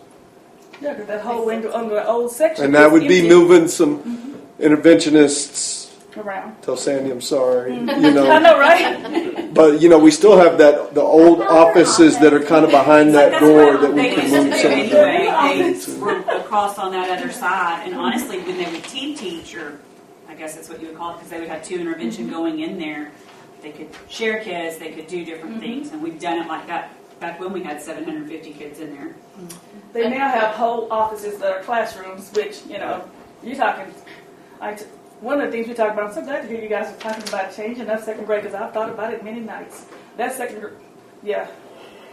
Anybody in second grade probably, we probably have about one. So we Maybe had the best. two, so I guess we had 4 curriculum instructor, or what are they called? Now? The CICs? CSCs. Right. We had 4 last Yeah, year. two. And Or last year, 5 years I before. mean, because we're always, I've told you, we're always fighting that line of budget versus people. Right, we lost. And we just decided not to retired. replace them because of salaries. One retired, the other one left, and then one and a Two, half yeah. left because Katrina does. I just think And then Sabrina and Daly. Yeah. campuses So we have would 1.5 be something to look Yes, into and very we really strongly, don't at least afford- have So we a went from very 4 to strong 1.5. outlook on what it's going to look Pretty much like. 4.5 to 1.5, yeah. 4.5. It's a big decision. I like that. I think it would She be a does good a lot of the idea instructional because, like, technology. seeing the numbers, And which she's a CIC. I'm not surprised. We don't have time for trial and error. We don't? No, what you've got to be careful with is because I've talked about it for years. At first I was like, move third grade over. There's times I've walked and like, well, we could just. I've told Ernest before, if we ever hit the crisis budget wise, what we're going to do is close that down. You got to do it the right way, though. I mean, one of my best friends was superintendent. It was a great idea. The board liked it. She did it. Community got mad. Fired superintendent. And even though the board was on board with it, because it will frustrate the community. You just got to do it the right way. But I do think there's something to be said for it. Well, and I think what it is, It's going to be enough. I think what the community might frown on is the distance, having to drive. Yeah, all now all of a over. sudden I'm heading out. You know what I mean? Because they're Well, you decide which campus. Well, I also want to Oh, it would have to be south. And North it would is have too to be little. south. And your approach, North does not I think a remotely have positive the would be my deal, and I've talked to April, you, and just brainstorming just over the last year, Head Start, or approaching them. Would they want to get all in one building, because I know VZ's in not great shape, and their admin offices, I mean, I don't want a building just to sit. I mean, but You just gave me an idea, but I'm not going to say it out loud. Yeah, no, that's No, what I'm you saying. did just give me an Yeah, idea. no, that's just brainstorming and One that I haven't had. none of this is concrete. Just When he said VZ, you take VZ in pre-K, and you put them in a building, and then you put kinder first, second, third, and fourth, and a fifth in a building. Now you can use Northlake as a pre-K / 3-year-old, 4-year-old, I thought we 5-year-old, didn't have VZ no more. I thought we sold it a while or whatever the Head Start is at. I'm just saying, if we got Head Start to partner with us. Whereas the north will be open. Yeah, I'm saying if we got Head Start, I'm not thinking property, I'm thinking kid. If you got the kids to partner But I'm with saying, I us. thought we had sold VZ Rogers a while back. we did, We did. So we don't own it. but it's it's kind of anyway. That's just budget-wise, fiscally right, responsible, and everything. Anyway, sorry. No worries. No. Great, I mean, I can see that because that second grade will definitely have to be turned over a bit. Because I don't think, like I said, the connection is the connection. Another thing we talked about was people stepping out of their comfort zone to meet the moment. And that's exactly what we're having to do. When I said we're repurposing everybody on the campus, there's not a soul on that campus that don't have to work twice as hard. And maybe, like I said, they were a bit lax for the last few years, and it shows. But everybody now has to be repurposed. Like, for instance, in this slide here, you guys know Coach Jones. She's our PE teacher, but she's the high school's coach. But Coach Jones does RTI for us. She does level tier 2. She has 3 groups in her day that she does beyond that. Not only does she do that, in her class, like let's say her window is a 50-minute window for her class. The first 5 minutes of her class and the last 5 minutes of her class is sight words. Who you see on that screen now is kinder. They're going over sight words. They have to read them, spell them, say them, and let's try to make a sentence. And this is in PE. Everybody is getting double dipped.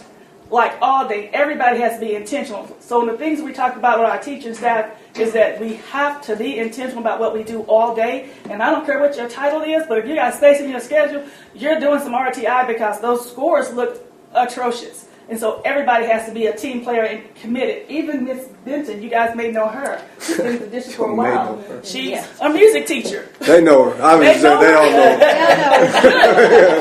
her. She's a music teacher. They know all of your people. But if you look at that slide, she takes tier 2 also. And she has 2 sets of tier 2 students in a day. And on that slide, she's working with some kids over sight words. No longer is your job just to teach music. If you had an hour or 30 minutes in your schedule, we took it back, we repurpose you. Every material that was on that they use every bit of it, we using every bit of it. Like every dollar you have. Every TA, every teacher, every last one of us have to do it. Engagement activities. This is a group of our kids. Remember we talked about you have to do stuff for the kids if you want them to buy in. So one of the things we do every month is a monthly, and if you follow my Parent Square, we do a monthly reading challenge. One just ended, and these kids got an ice treat. And so they were excited as heck to get those. You know, a little bit, it probably don't even cost 5 cents to supply a whole group of kids that win an ice treat. But they read so much. And even if, let's say you're pre-K, I know you can't read. If your parents read to you, they have to log the hours, which is still good because you're getting exposed to text. You're getting exposed to literature, so we do that. We're intentional every day, all day. Academic vocabulary, every group has sight words. We introduce a new vocabulary word every single week. And we put it in Parent Square. We do it on the announcements every morning. We give examples, whether the word is compare, analyze. We introduce a new word because at some point, these kids are going to be in high school. And they're going to need to pass that ACT test. And they're going to need to have a large vocabulary. So we're thinking if you start intentionally at a pre-K level, introducing not only the sight words you must learn, additional words that should be a part of your vocabulary, then when you move up to North or the middle school or high school, your vocabulary, if everybody did it, would just be crazy. Like it allows you to read more books, write more, do more when you have a good vocabulary. So we intentionally do that every day. We even for our announcements, we have reading strategies. The announcements are maybe about 5 to no more than 10 unless it's a virtual day. The announcements are serving for the whole campus. Like it is part of our RTI. We go over reading strategies. Everybody has to be a participant in it. everything you can think of, any minute of the day that we can kind of expose you to something and ingrain in you that, hey, this is a strategy you can use in this class, it's a win. I've run into some parents, and when I ran into her over at the high school, I was there for something else. She's like, are you that principal? I'm like, man, I'm going to see, you can take this badge off real quick. She was like, so you send out those vocabulary words? I'm like, yes, ma'am. She said, we do them at home.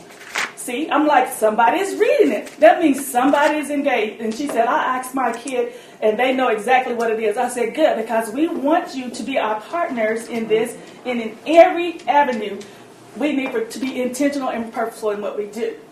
Those were like the minutes for, I was telling you about the reading challenge, and the classes were competing. We have a board in the hallway, and it has the teacher's face on it, so the kids know that's my class, that's my teacher.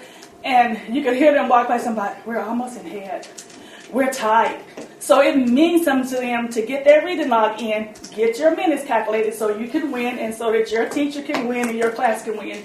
So I just think getting the kids engaged and stuff is a win. We even go as much as we have a book vending machine. It was hidden in Rich's old office. Like nobody's ever used it. I mean, it was hidden. We used it. Y'all used it, but nobody used it. Last person hid it. They hid it in there. So we got Albert, who blessed us totally, to move it to where you can see it, right where the cafeteria, where everybody goes, so that we can offer it as an opportunity for kids to win not a candy bar, but a book. So those kids, Amelda does the tour of the week. She works with Frankie. She's a blessing to our campus, and we're going to hate to lose her in December. But she does a tour of the week, and these kids in this picture, they won, and these are the books they chose out of the vending machine. It was like so cool for them to take this corn, you know, we're elementary. Take this corn, stick it in the machine. I got a new book. Now my mom can read it to me, or I can read it to my mom. What we want to do is get enough coins, because we're going to buy more books for that machine, and let the parents, during those, like, Grandparents' Day or Thanksgiving Day or twice a week, they come to eat lunch with us. Maybe you can get a coin and walk your kid to the vending machine and y'all choose a book. We have to have a community of readers, or we're just, you know, kicking dust. So any avenue that we can take to increase the reading, and you'll see it all the way up the line, anything we can do on foundation level will be a blessing to these kids. We also have parent engagement activities. Second grade is about to have their literacy luncheon, where every kid will get a book. We have some community partners who are going to bless us. We won't say their name tonight because they got to go ahead and tell us yes. But they've agreed. They're going to be a part of our luncheon. So I think that comes up. We have two, one in December and one in the spring. You guys are supposed to come to our Cat in the Hat luncheon. I fully expect to see y'all in March. And then you can tell those kids that you did see them, because some of y'all need to help participate in this, because I have some great ideas, and I've been, you know, kicking it around with the teachers and the kids, and I think they'll love to see y'all with Cat in the Hat. Thing one, thing two, Dr. Seuss. That's the theme for the spring one. So get that in your mind when I come back and ask. Please say yes.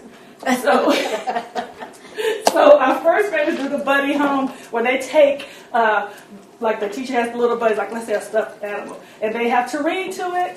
They have to film it. Their parents have to film it. They have to write about it. So the reading and writing is connected for that activity. Kinder is having a literacy night next month.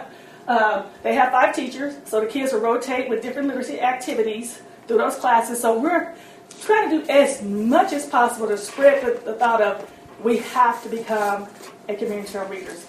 We're going to have to do it because it's going to bless the rest of our programs. In pre-K, we're putting together our sight course for them to make sure mom can say, you can just keep pulling out them sight cards for words, letters, and sounds, because that is your way of helping us. And even with our programs, when I was talking to the ladies, the different department chairs and team members, we told them that that does not exclude our special needs kids, because I told them when you do those invites, those kids' parents should be invited to these activities. They should be there. And that way, because some of those kids' parents have general ed kids, this will increase that, okay, we're all part of this solution. Granted, they do take Star Alt too. But granted, people don't typically focus on that. No, they don't. But yes. Yeah, they did away with that. They do take Star Alt too. Did they do away with it for next year? No, Well, yeah. no, just our last The last. Okay. Yeah, but we still want them to be a part of the solution. Like, be a part for of sure, it. Like, yeah. we don't exclude anybody from these activities, like bring your babies, bring your kids, because everybody needs to be a part of this. One of the supports, I think everybody's talking about TIL. We do those. We do the internalization lessons. Region 17 is on our campus more than they Region 17. And that's a fact. But we see them more than they probably see anybody else. And all of it is worth it in the end because it's going to help everybody become better teachers, which blesses the kids, better coaches, better administrators through all their programs. You've heard a great deal about their programs. They're spot on with that, and I really appreciate the fact that we bought into the Bluebonnet for math, and maybe, in a couple of years we'll buy into it for the RLA because it's a good program. It's good stuff. Did y'all do the RLA over in Lubbock? We did, because we had Eureka and Amplify, so we did, we did both. And it Same was time? Did y'all implement it? Yes, we did them both. We rolled them out the same year. And did the teachers like it initially? No. But you have to take that one gut punch. You just got to take it for the team one time. Because both of the programs are similar. You're just doing reading and, math. I mean, if they had it when I was a teacher, that cut out the lesson plans because somebody has written them for you. So it was a win. So we did both. I'm looking forward to us doing both here. I know it's going to take a second for that other contract to end and this one to begin. It's going to be a win for our campus. Math, since I told you we did address both, we have a bingo night, math bingo night coming, a math Jeopardy. The hopscotch is for our small kids because if you can hopscotch, I know you can do some math hopscotch, so let's just draw this line for math. So we kind of think of hit the ground running, do as much as possible, and something better stick. Because it's here. Flashcards, we did that as well. For us, success is the only outcome. That is it. That's why we lead with failure is not an option. It is not an I'm going to option. ask if y'all have questions, but I'm not letting y'all ask questions. It's not an option. You don't get to. That's it. It's the only outcome. We'll email her.